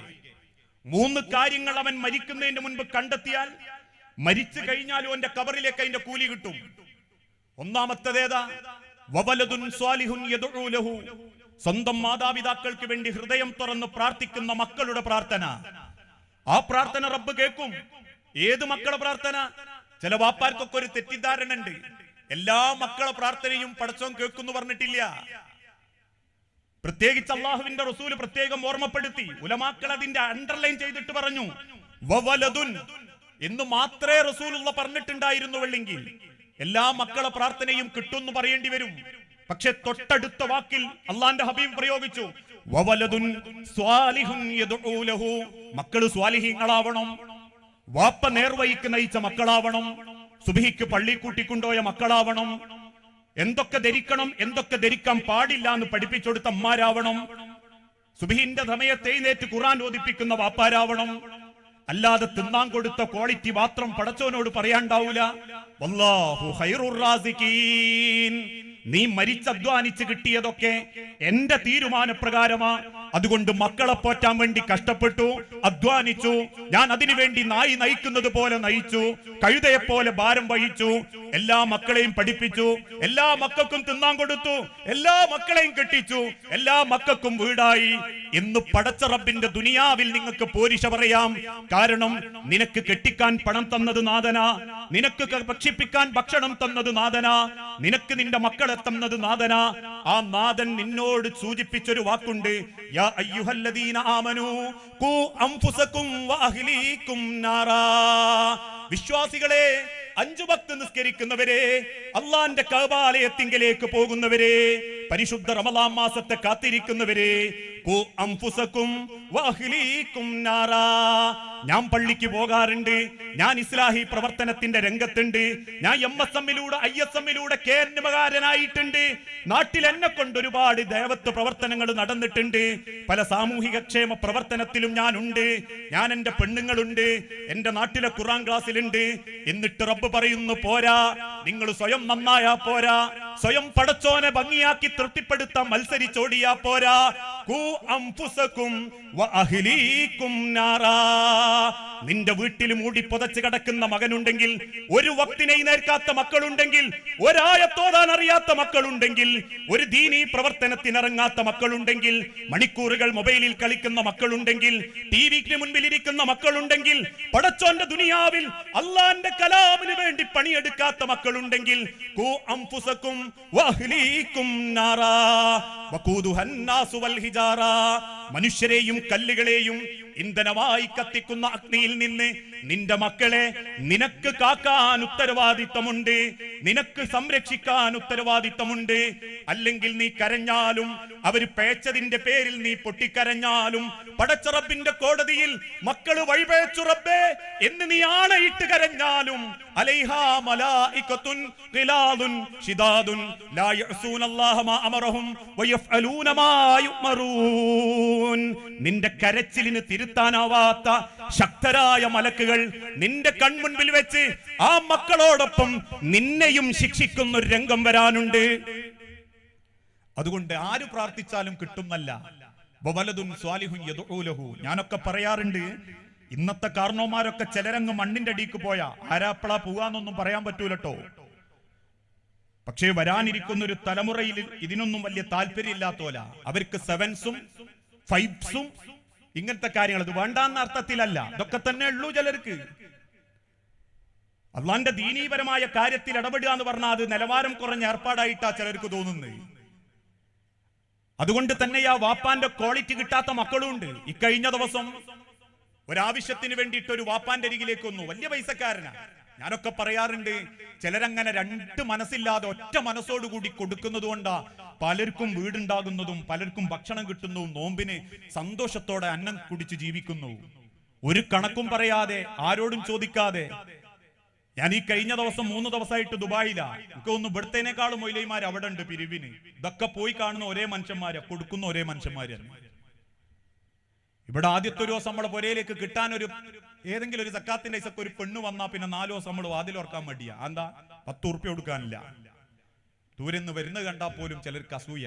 ഇനി പള്ളി കമ്മിറ്റിക്കാർ 5-6 ആള് വന്നിട്ട് പാലിയേറ്റീവിന് ഒരു 1000 ഉറുപ്പ്യ എഴുതി കിട്ടുന്നുണ്ട് എന്ന് പറഞ്ഞാൽ ഇറങ്ങിപ്പോകുമ്പോൾ പെണ്ണുങ്ങളോട് അറിയും, ഓൽക്കെന്താ എഴുതുന്നതിന് ഒരു പണിയില്ലാണ്ട് ഇങ്ങനെ അടക്കല്ലേ തണ്ടേ.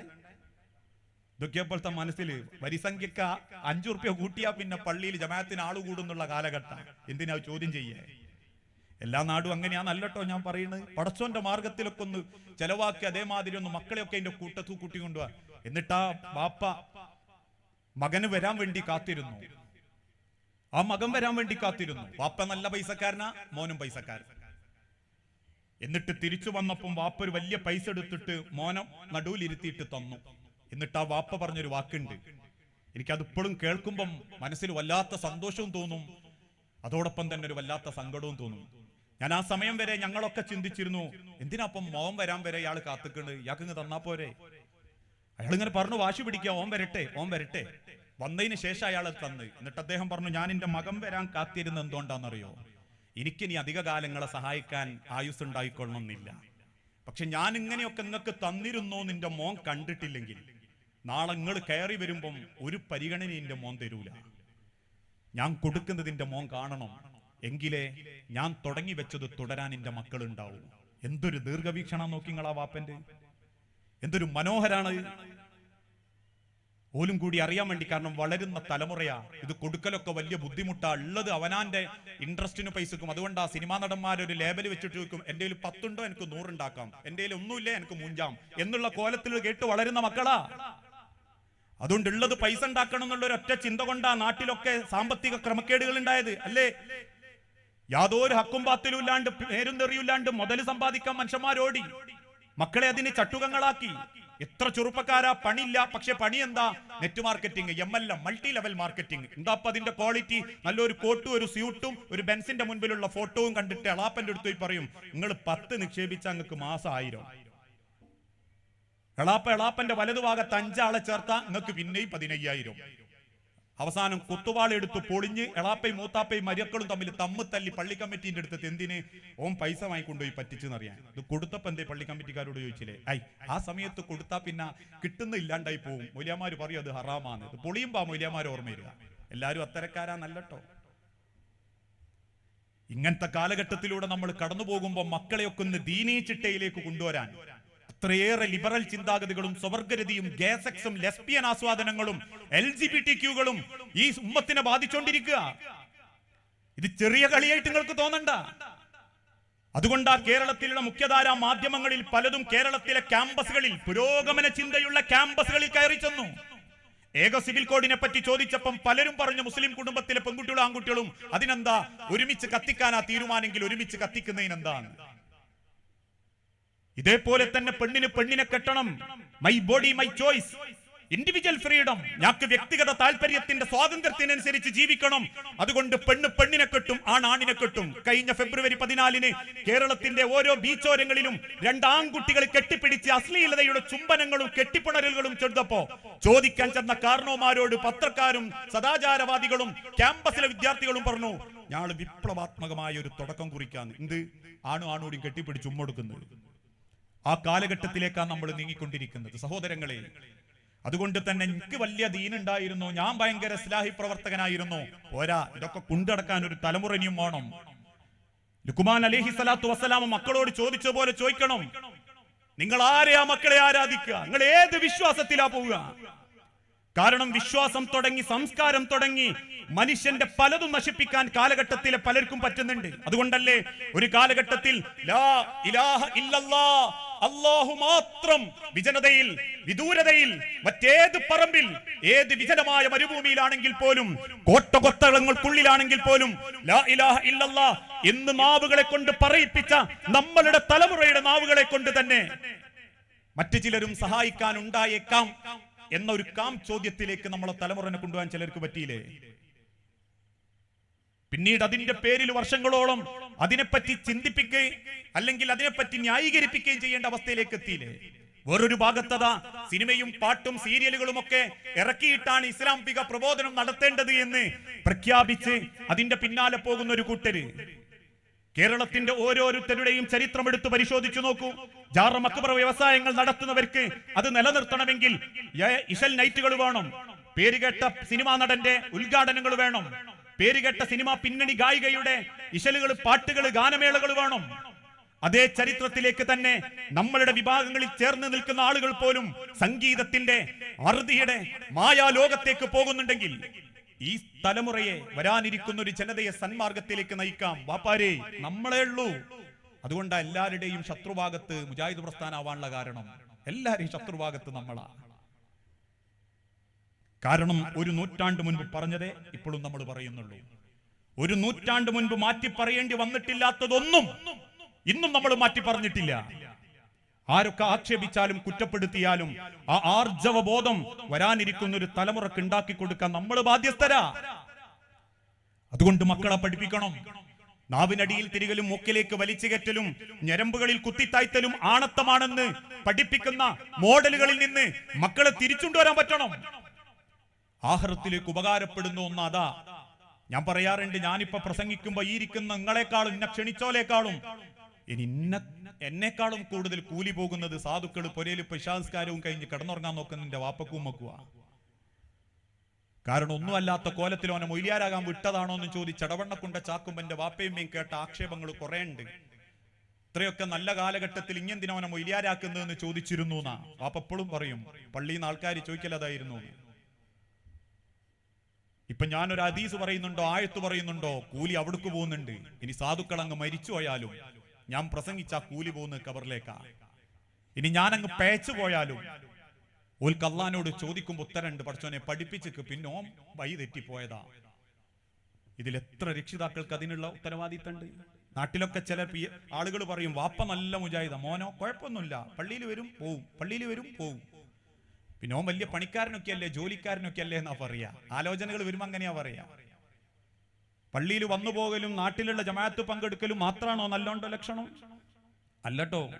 മക്കളോടൊക്കെ ഒന്ന് പറയണം, മോനെങ്ങി ഏത് കൊമ്പത്ത് ജോലി നേടിയാലും ആഴ്ചയിൽ ഒരിക്കലെങ്കിലും ദീനീ ദഅവത്ത് രംഗത്ത് ഒരു ISM-ന്റെ ഒരു MSM-ന്റെ പ്രോഗ്രാമുമായിട്ട് ഇനി ഉണ്ടാവണം മോനെ. എന്നെ പഠിപ്പിച്ചതിന് പടസോന്റെ അടുത്ത് വാപ്പാക്കും മാക്കും തലകുനിക്കേണ്ട അവസ്ഥ വരാൻ പാടില്ല. നല്ലോനാവണേ ഒരൊറ്റ കാര്യം ചെയ്താൽ മതി, ഒരു കാര്യത്തിലും ഇടപെടണ്ട. ഞാൻ പറയാറുണ്ട്, ഒരു ഖുതുബ പറഞ്ഞ് യൂട്യൂബിൽ ഞാനത് അപ്ലോഡ് ചെയ്യുമ്പോൾ 10 ആള് പറയും, ഏത് ഖുതുബ കേട്ട് പോയവര് പറയും നല്ല ഖുതുബയായിട്ടൊന്നത്ത്. അപ്ലോഡ് ചെയ്ത് അതിന്റെ അടിയിൽ താനെ കാണാൻ ആദ്യം ജവാപ്പനെ വിളിക്കുന്നത്, അതിന്റെ താഴെ കാണാൻ വേറെ തെറി അറിയുന്നത്. ഒരു 150 കമന്റ് വന്നിട്ടുണ്ട്, ഒരു 100 എണ്ണം എനിക്കെതിരെ തെറിയായിരിക്കും. ഇനി എല്ലാരെയും സോപ്പിട്ട് നല്ല പറയിപ്പിക്കണം. എന്ത് ചെയ്താൽ മതി? നിക്കാരം നോമ്പ് വീട്, നിക്കാരം നോമ്പ് വീട് പറയാം. വാപ്പാക്ക് ഒരു കുളൂസുള്ള നല്ലൊരു ഇസ്ലാഹി പ്രവർത്തന ചരിത്രം കൂടി ഉണ്ടെങ്കിൽ മൂപ്പര മോനാന്നും അറിയാം. അതൊരു മേന്മയായിട്ട് കാണരുത് കേട്ടോ. അവനാന്റെ മക്കളെയൊക്കെ ഒന്ന് ദീനിലേക്ക് വിളിച്ചുകൊണ്ടുവരണം. ദീനിന്റെ സംഘങ്ങളും കണ്ണികളുമായ പിന്നെ ആ മക്കൾ അത്ര പെട്ടെന്നൊന്നും ഷെയ്ത്താന്റെ വഴിക്ക് പോവില്ല. അതുകൊണ്ടാ ഓരോ MSM-ന്റെയും ISM-ന്റെയും ഒക്കെ പ്രോഗ്രാമുകൾ കഴിഞ്ഞാൽ പിന്നാമ്പുറത്ത് വന്ന ഉസ്താദുമാരുടെ മൗലവിമാരുടെ കൈ പിടിച്ച് കരയുന്നൊക്കെ കാണുമ്പോൾ അവിടെ സംഘടിപ്പിച്ച 10,000-കണക്കിന് ആൾക്കാർക്ക് ഉപകാരപ്പെട്ടിട്ടില്ലെങ്കിലും ഒരു മനസ്സൊന്ന് നൊന്താ മതി, ഒന്ന് തിരുത്തിയാ മതി. ഈ ലോകത്തെ സർവ്വ മനുഷ്യരെയും രക്ഷപ്പെടുത്തിയവനെ പോലെയാ. അതുകൊണ്ട് എന്തിനാ അതൊക്കെ സംഘടിപ്പിക്കുന്നത്, എന്തിനാ അതൊക്കെ നടത്തുന്നുള്ള ചോദ്യം ഒരു കാര്യത്തിനും വേണ്ട. ഒരു മനുഷ്യന് വെളിച്ചം കിട്ടിയാൽ മതി, ഒരു മനുഷ്യൻ അൽഹംദുലില്ലാ എന്ന് പറഞ്ഞാൽ മതി, ഒരു മനുഷ്യൻ മനസ്സറിഞ്ഞ് പടച്ചോനെ സ്തുതിച്ചാൽ മതി. അതുകൊണ്ട് പ്രിയപ്പെട്ട രക്ഷിതാക്കളെ, വവലദുൻ സ്വാലിഹുൻ യദ്ഉ ലഹു, നമ്മളെ മക്കള് നമുക്ക് വേണ്ടി പ്രാർത്ഥിക്കണേ. ആ മക്കൾക്ക് ദീനീ ചിട്ടയിലൂടെ കൊണ്ടുനടക്കാൻ പറ്റണം. വരാനിരിക്കുന്ന ഒരു കാലഘട്ടത്തിൽ ഒരു പള്ളിയും അതിന്റെ നല്ല കാര്യങ്ങളൊക്കെ അവിടെ പൊന്തുമ്പോ അതിന്റെ പ്രവർത്തനങ്ങളിലേക്കൊക്കെ ആൾക്കാരെങ്ങനെ കൂട്ടിക്കൊണ്ടുവരണം. നമ്മളൊക്കെ പറയാറുണ്ട്, പല നാട്ടിലെയും പള്ളിന്റെ കൂലിയൊക്കെ അറബികൾ കൊണ്ടുപോയതാ, അല്ലെ പൈസക്കാർ മാത്രം കൊണ്ടുപോയതാ. എന്തിന്? ആ ഭാഗം നമുക്കൊന്ന് സേവനവാരുണ്ട്, ഒരു 10 ആള് വരണമെന്ന് പള്ളിയിൽ നിന്ന് അനൗൺസ് ചെയ്താ ആ അനൗൺസ് ചെയ്ത സെക്രട്ടറി ഉണ്ടാവും, കുഞ്ഞിപ്പാശും ഉണ്ടാവും, വേറെ 2 ആളും ഉണ്ടാവും, 6 കൊട്ടയുണ്ടാവും, 3 തൂമ്പയുണ്ടാവും. ഒരു മനുഷ്യൻ വന്നിട്ട് ഒരു കൊട്ട മണ്ണ് ഞാൻ അവിടുന്ന് നീക്കട്ടെ, എനിക്ക് പോകാൻ 10 മണിക്കാണെങ്കിൽ ഒരു 8 മണി വരെ ഞാനൊന്ന് പണിയെടുക്കട്ടെ എന്ന് ചിന്തിക്കാത്തൊരു തലമുറയാണെങ്കിൽ നിങ്ങൾ എത്ര സ്വപ്നം കണ്ടാലും ഈ പോക്ക് അപകടത്തിലേക്കാ, ഈ പോക്കൊരു വലിയ അപകടത്തിലേക്കാ. അതുകൊണ്ട് തന്നെ പ്രിയപ്പെട്ടവരെ, മക്കളെ ഇതിന്റെ ഒക്കെ ഒരു ഭാഗാക്കണം. ഇതൊക്കെ ഒരു കാലത്തിന്റെയും നാടിന്റെയും ആവശ്യമാണെന്ന് ബോധ്യപ്പെടണം. നമ്മളെ നേരെ വരുമ്പോഴേ നമ്മൾ ഓരോന്നിന്റെയും വലുപ്പറിയൂ. ഓരോരുത്തരെ കൊണ്ടും മറ്റു പലരും സന്തോഷിക്കുന്നത് കാണുമ്പോഴാ പടച്ചോനെ അവർക്കൊക്കെ അള്ളാഹു കൊടുക്കുന്ന നിയമത്ത് എത്രയാന്ന് ബോധ്യപ്പെടുക. ഞാനൊക്കെ ചിന്തിക്കാറുണ്ട്, ചില നാടുകളിലൊക്കെ, നിങ്ങൾ ഇപ്പോഴും ചെന്ന് നോക്കൂ, കോഴിക്കോട് മെഡിക്കൽ കോളേജിന്റെ സുബിഹിക്ക് ശേഷം ഒരു തൂക്കാത്രവും പിടിച്ചിട്ട് എന്റെ കുടുംബത്തിലുള്ള ഒരാൾ അപ്രതീക്ഷിതമായ ഒരു അപകടം പറ്റി അവിടെ കിടക്കുമ്പോൾ സുബിഹിക്ക് എഴുന്നേറ്റ് പോകുന്ന സമയത്ത് ആ ഒരു വളവിന്റെ താഴെ ആ ഒരു CH സെന്ററിന്റെ മുൻപ് കൂടെ ക്യൂ ആ പുലർച്ചെ 4:50 ജമാഅത്ത് പോലും തുടങ്ങിയിട്ടില്ല. എന്തിന്? ഒരു നേരത്തെ കഞ്ഞിക്ക് വേണ്ടി. ഒരുപാട് ചെറുപ്പക്കാരങ്ങനെ കോരിക്കൊടുക്കുക. എന്നാൽ അതേ സ്ഥാനത്ത് നമ്മളെ പുരയിലുണ്ട് പടച്ചോൻ വാപ്പാക്ക് അത്യാവശ്യം നല്ല മുതൽ കൊടുത്തിട്ട് കിടന്നുറങ്ങുന്ന നല്ലൊരു ഓനും നേരം വയ്യ കിടന്നത്, എന്തിനു ഏതായാലും ടർഫ് കളിക്കാൻ. ഓൻ 12 മണിക്ക് 1 മണിക്ക് വന്നു, സുബൈക്ക് വാപ്പാറിന് നേരം വൈകി എപ്പോഴാ വന്നത്, വിളിക്കണ്ട, ഓൻ കിടന്നോട്ടെ. അങ്ങനെ കിടന്നുറങ്ങുന്ന മക്കളുണ്ട്. എല്ലാവരും അത്തരക്കാരെന്ന് ഞാൻ പറയുന്നില്ല, കുറ്റം പറയുകയല്ല. ഒരു തിരുത്തലും മാറലും ഒക്കെ ഒന്ന് വേണം. നമ്മുടെ നിസ്കാരവും നമ്മളെ നോമ്പും നമ്മളെ ഇസ്ലാഹി പ്രവർത്തനവും മാത്രം മതിയെന്ന് ചിന്തിച്ച ഒരു തലമുറ കഴിയുന്നതോടുകൂടി പിന്നെ ഇവിടെ ഒന്നും ഉണ്ടാവില്ല. ആ തലമുറയെ വാർത്തെടുക്കേണ്ട കടമ നിങ്ങൾക്കുണ്ട്. ക്ഷണിക്കാൻ പലരും ക്ഷണിക്കും, പറഞ്ഞേക്കേണ്ട നിങ്ങളാ. പലരും ക്ഷണിക്കും. ഇവിടെ ഇരിക്കുന്ന ഓരോരുത്തരോടും ISM-ന്റെ ഭാരവാഹികളോട് ചോദിക്കും, സലഫിനോട് ചോദിക്കും, അൻസാരിനോട് ചോദിക്കും. അതുകൊണ്ട് തന്നെ അതാണ് ഏറ്റവും ഉപകാരപ്പെട്ട്. രണ്ടാമത്തത് ഔ സദഖത്തുൻ ജാരിയ, നിലനിൽക്കുന്ന ദാനധർമ്മം. നമ്മളെ മുതലുകൊണ്ട് ഈ ദുനിയാവിൽ എന്തെങ്കിലും ഒന്ന് ചെയ്തിച്ചു പോയിട്ടുണ്ട്, മരിച്ചു കഴിഞ്ഞാലും ആ കബറിലേക്ക് കിട്ടും ആ മുതലിന്റെ നന്മ. എത്ര ആളുകളാ അതിന്റെ ഗുണം അനുഭവിക്കുന്നതെന്നറിയോ? ഞാൻ കോഴിക്കോട് ഷാദുലി പള്ളിയിലാ ഖുതുബ പറയുന്നത്. കോഴിക്കോട് സിറ്റിയിൽ ബീച്ചിന്റെ സൈഡിൽ തന്നെയാ. ഞാൻ ചിന്തിക്കാറുണ്ട്, റബ്ബേ എന്നോ ഉണ്ടാക്കിയ പള്ളിയാ. ആ പള്ളിയിലേക്ക് പലരും മൂത്രമൊഴിക്കാൻ വേണ്ടി കയറുമ്പോ പോലും ഞാൻ ചിന്തിക്കാറുണ്ട്, ഒരു വാഹനം നിർത്തി ഒരാൾ ഒരു ആവശ്യത്തിന് അതിന്റെ ഉള്ളിലേക്ക് കയറിയ അതുണ്ടാക്കാൻ വേണ്ടി പണിയെടുത്തോന്റെ കവറിലേക്കൊക്കെ എത്ര പുണ്യം പോകുന്നുണ്ടാവും, എത്ര ആളുകൾക്ക് അതിന്റെ ഭംഗി ലഭിക്കുന്നുണ്ടാവും. പക്ഷെ നമ്മളെ നാട്ടിലുള്ള പള്ളികള്, നമ്മളെ നാട്ടിലുള്ള മദ്രസകള് എന്തെങ്കിലും ഒരു തീരുമാനം ഉണ്ടെങ്കിൽ ആദ്യം നമ്മൾ ഇങ്ങോട്ട് ലിസ്റ്റ് ഇടും. നമുക്ക് മറ്റാള് ഇന്നാള് 10 ആളൊക്കെ റെഡിയല്ലേ, ഓ ആ 10 ആൾക്ക്. അതെല്ലാ നാട്ടിലും അങ്ങനെ തന്നെയാ. പൈസക്കാരായ 4 ആളെ മനസ്സിലിങ്ങനെ ആലോചിക്കും, ഒരു 5 റുപ്യ വകുപ്പുള്ളവനും നീക്കിയേക്കണം. ഒരു 5 റുപ്യ ഒന്നുമില്ലേ? സഹാബാക്കളോട് ചോദിച്ചു, വഅംഫികൂ മിമ്മാ റസഖ്നാകും മിൻ ഖബ്ലി അൻ യഅതിയ അഹദകുമുൽ മൗത്ത്. മൗത്ത് നിങ്ങളെ തേടിയെത്തുന്നതിന്റെ മുൻപ് നിങ്ങൾക്ക് അല്ലാഹു തന്നതിൽ നിന്ന് നിങ്ങൾ അല്ലാഹുവിന്റെ അരികിലേക്ക് തിരിച്ചു കൊടുക്കണം. ആയത്ത് അവതരിക്കപ്പെട്ടപ്പം സഹാബാക്കൾ കയ്യിൽ കിട്ടിയതൊക്കെ എടുത്ത് റസൂലുള്ളാന്റെ അരികിൽ വന്നു. എന്നാൽ വെറും കയ്യോടെ കണ്ണ് നിറഞ്ഞ് കണ്ണുനീരുമായിട്ട് ചില സഹാബാക്കളും വന്നു. ഉള്ളവരെല്ലാം കൊടുത്തു പോകുമ്പോൾ സഹാബത്ത് ചോദിച്ചു, നബിയേ, കൊടുത്ത ആളുകളൊക്കെ കൊടുത്തു റബ്ബിന്റെ സ്വർഗം വാങ്ങുമ്പോ കിട്ടാത്ത ഞങ്ങൾക്കൊന്നും പടച്ചോന്റെ സ്വർഗത്തിൽ ഒരു സ്ഥാനവും ഇല്ലേ നബിയേ? അള്ളാഹുവിന്റെ ഹബീബ നബി തങ്ങൾ ചോദിച്ചു, നിങ്ങളെ കയ്യിൽ ഒന്നുമില്ലേ? ഒന്നുമില്ല പ്രവാചക, 4 ദിവസമായി പച്ചവെള്ളമാ, ഒരു നേരത്തെ ഭക്ഷണം പോലും സ്വപ്നമാ റസൂലേ. ഒരു ഇരുമ്പിന്റെ കഷണമെങ്ങാനും കയ്യിലുണ്ടായിരുന്നെങ്കിൽ ഞങ്ങൾ അത് തരും നബിയേ. അള്ളാഹുവിന്റെ പ്രവാചകൻ പുഞ്ചിരിയോടെ ചോദിച്ചു, ഒന്നുമില്ലേ കയ്യില്? ഒന്നുമില്ല നബിയെ, ഈ ഉടുത്ത ഉടുമുണ്ട് മാത്രം, ഇത് ഊരിത്തരാത്തത് ഞങ്ങൾക്ക് നഗ്നതായ പേടിയുള്ളതുകൊണ്ടാണ്. പുഞ്ചിരിയോട് അള്ളാഹുവിന്റെ ഹബീബ് തിരിച്ചു പറയും, എന്നാ ഒരു കാര്യം ചെയ്യും, നിങ്ങളൊന്ന് പുഞ്ചിരിച്ചാ മതി, ഒന്ന് ചിരിച്ചാ മതി, അത് സ്വതക്കിയ. ഒന്നുമില്ലാത്തവനോടാണ് ചിരിക്കാൻ പറയുന്നത്. ഇന്ന് കണ്ടമാനുള്ളവന് തരട്ടോ, ഏത് ഉള്ളു കൊടുക്കാനുള്ള ഒരു മനസ്സും ഉണ്ടാവില്ല. ചിരി എല്ലാവരുടെ മുഖത്തും ഉണ്ടാവും. ചോദിക്കുക കൊടുക്കുക എന്നൊക്കെ പറഞ്ഞാൽ മാംസകഷ്ണം പറ്റുന്ന ഒരു കഷ്ണം അരിഞ്ഞെടുക്കുന്ന മാതിരിയാണ്. ഞാൻ എന്റെ പ്രസംഗത്തിൽ തന്നെ പലപ്പോഴും പറയാറുണ്ട്, ഈമാനിന്റെ അളവ് നിസ്കരിക്കലും നോമ്പൊൽക്കലും മാത്രമായിട്ട് ചുരുക്കരുത്. അവനാൻ സമ്പാദിച്ച മുതലും ഒന്ന് കൊടുക്കാനുള്ള ഒരു മനസ്സ് എന്ന് പറഞ്ഞാൽ അതൊരു വല്ലാത്ത ഈമാൻ തന്നെയാണ്. കഷ്ടപ്പെട്ട് യാത്ര ചെയ്തിട്ടും ടെൻഷൻ അടിച്ചും മുതലുണ്ടാക്കി ആ മുതലും വന്ന് നാട്ടിലുള്ള ദഅവത്ത് ദീനീ പ്രവർത്തനങ്ങൾക്ക് കൊടുക്കാന്ന് പറഞ്ഞാൽ മനസ്സിൽ അല്പമെങ്കിലും കടുകട്ടി ഈമാനുള്ളവനെ അത് നടക്കും. അല്ലാത്തവർക്ക് നോമ്പും നിസ്കാരവും ഒക്കെ തന്നെ ഉണ്ടാവും. കാരണം അതിന് ചെലവില്ല. നിങ്ങൾ പുത്തനത്താണി നാളെ പള്ളിയിൽ നിങ്ങൾ വെച്ച് നോക്കൂ. ഉദൂന് 250 റുപ്യ, നിസ്കാരത്തിന് 500 റുപ്യ. നിങ്ങൾ ഒരാഴ്ച കൊണ്ട് കൂട്ടേണ്ടി വരും. ആ കാലഘട്ടം കൊടുക്കാന്ന് പറഞ്ഞാൽ വലിയ ബുദ്ധിമുട്ടാണ്. നാട്ടിലൊക്കെ ചിലരെ പറ്റി പറയാറില്ലേ, ആള് ഭയങ്കര എന്തിനും ഒത്താശക്ക് മുന്നിലുണ്ടാവും. എന്ത് കാര്യത്തിനും മധ്യസ്ഥം പറയണോ, കുടുംബ പ്രശ്നമുണ്ടോ, എന്തിനും ഏതിനും മൂപ്പരുണ്ടാവും.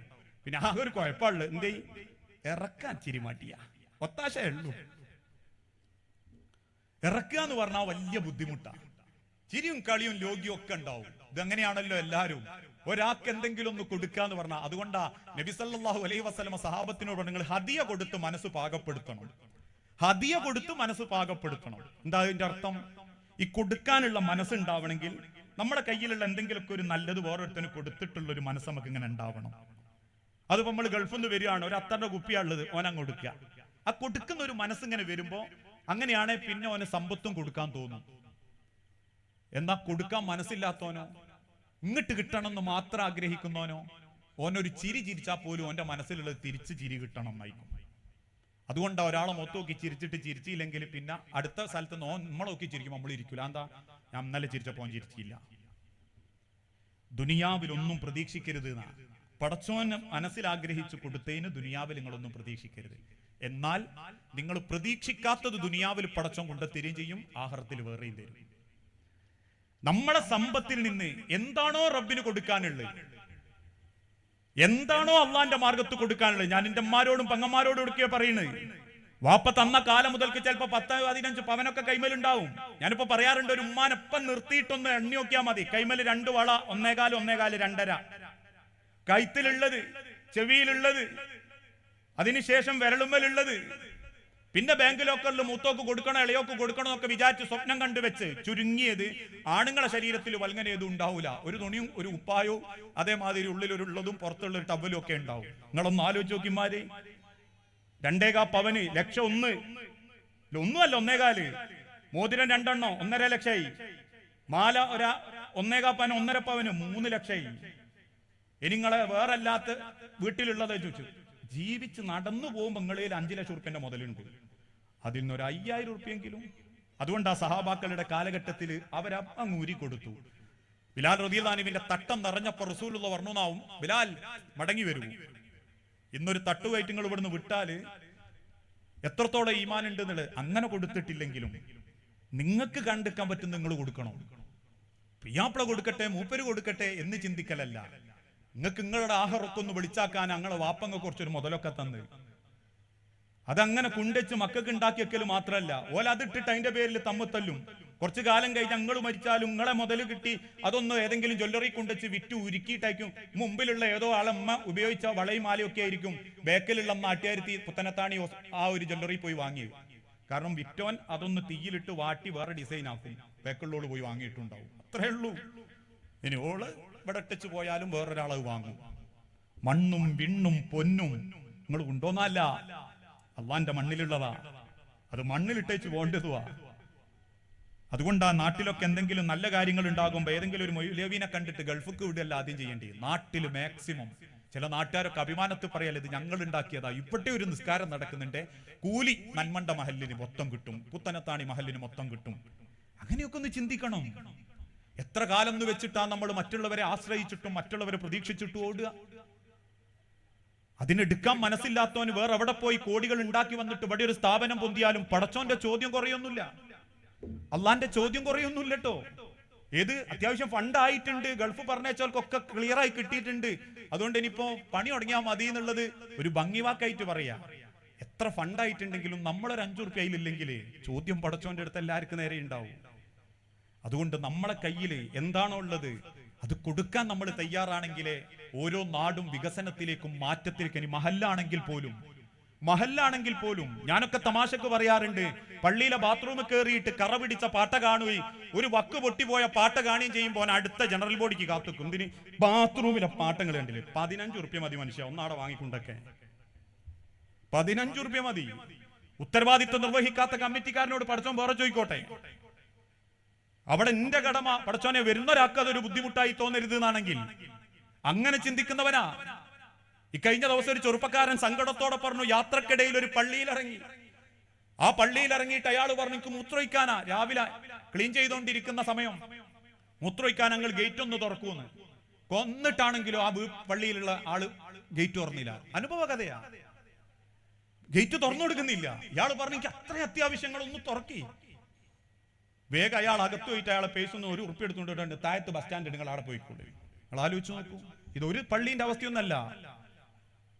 അതൊക്കെ നിർവഹിക്കാനും അവരനെ സഹായിക്കാനും മറ്റുള്ളവർക്ക് സേവനം ചെയ്യാനൊന്നും മനസ്സില്ലെങ്കിലേ ഒരു അധികാരമൊന്നും ചോദിച്ചു വാങ്ങരുത് കേട്ടോ. അത് പള്ളി കമ്മിറ്റിയിലെ 15 അംഗത്തിൽ ഒരാളായാലും മതി പടച്ചോന്റെ അടുത്ത് ചോദ്യം ചെയ്യപ്പെടാൻ. അവ്വലുഹാ നിദാമത്തുൻ, നിങ്ങൾക്ക് കിട്ടുന്ന അധികാരേ നിന്യതയാ. നിങ്ങളെ നാണം കെടുത്താൻ നാട്ടുകാർ തലയിൽ വെച്ച് തന്നാ. ഒരാള് മനസ്സ് വെറുത്ത് വേദനിച്ചു പോയിട്ടുണ്ടെങ്കിൽ അള്ളാഹിനോട് നിങ്ങളൊക്കെ സമാധാനം പറയേണ്ടി വരും. അതുകൊണ്ടാ സഹോദരങ്ങളെ, നമ്മളെ കയ്യിൽ എന്താണോ ഉള്ളത് അത് അള്ളാഹുവിന്റെ മാർഗത്തിൽ. പണ്ടുകാലത്തൊക്കെ ഇന്ന് നിങ്ങൾ നോക്കൂ, കേരളത്തിൽ ഒരു വഖഫ് മന്ത്രി ഉണ്ട്, കോടിക്കണക്കിന് സ്വത്തുണ്ട്. ഒരു സുപ്രഭാതത്തിൽ ആകാശത്ത് നിന്ന് താഴത്തേക്ക് ഇട്ടുതന്നാൽ അങ്ങനെ തന്നതാണോ അള്ളാഹുവിന്റെ വഖഫ് സ്വത്തുക്കള്? മുൻകാലഘട്ടത്തിൽ ജീവിച്ചിരുന്ന മഹാന്മാരായിരുന്ന നമ്മളെ മുൻഗാമികള് കോടിക്കണക്കിന് ഉറുപ്പ്യന്റെ മുതലുകളാ കേരളത്തിൽ അവരെ കബർ പ്രതീക്ഷിച്ചു കൊടുത്തുപോയത്. ആ മുതൽ തന്നെ ഇന്ന് പലർക്കും ഉള്ളൂ. ആ മുതലും പലരും ഉണ്ടാക്കുന്നതും. അതുകൊണ്ട് തന്നെ അവരൊക്കെ അള്ളാന്റെ സ്വർഗത്തിലേക്ക് പോകുമ്പോൾ പടച്ചോൻ തന്നത് ഒരു 10 ഉറുപ്പ്യാണെങ്കിൽ, ഒരു ചാക്ക് സിമെന്റിന്റെതാണെങ്കിൽ അതിന് നമ്മൾ വകുപ്പ് കണ്ടെത്തണം. ഒരിക്കൽ മദീന പള്ളിയിൽ നബി സല്ലല്ലാഹു അലൈഹി വസല്ലമ മിമ്പറിങ്ങളിൽ ഇരുന്നു ആയത്ത് അവതരിച്ചു. റസൂലുള്ള സഹാബത്തിന്റെ മുഖത്ത് നോക്കി ചോദിച്ചു, സഹാബത്തെ, ആരുണ്ട് ഇസ്ലാമിന് കടം കൊടുക്കാൻ?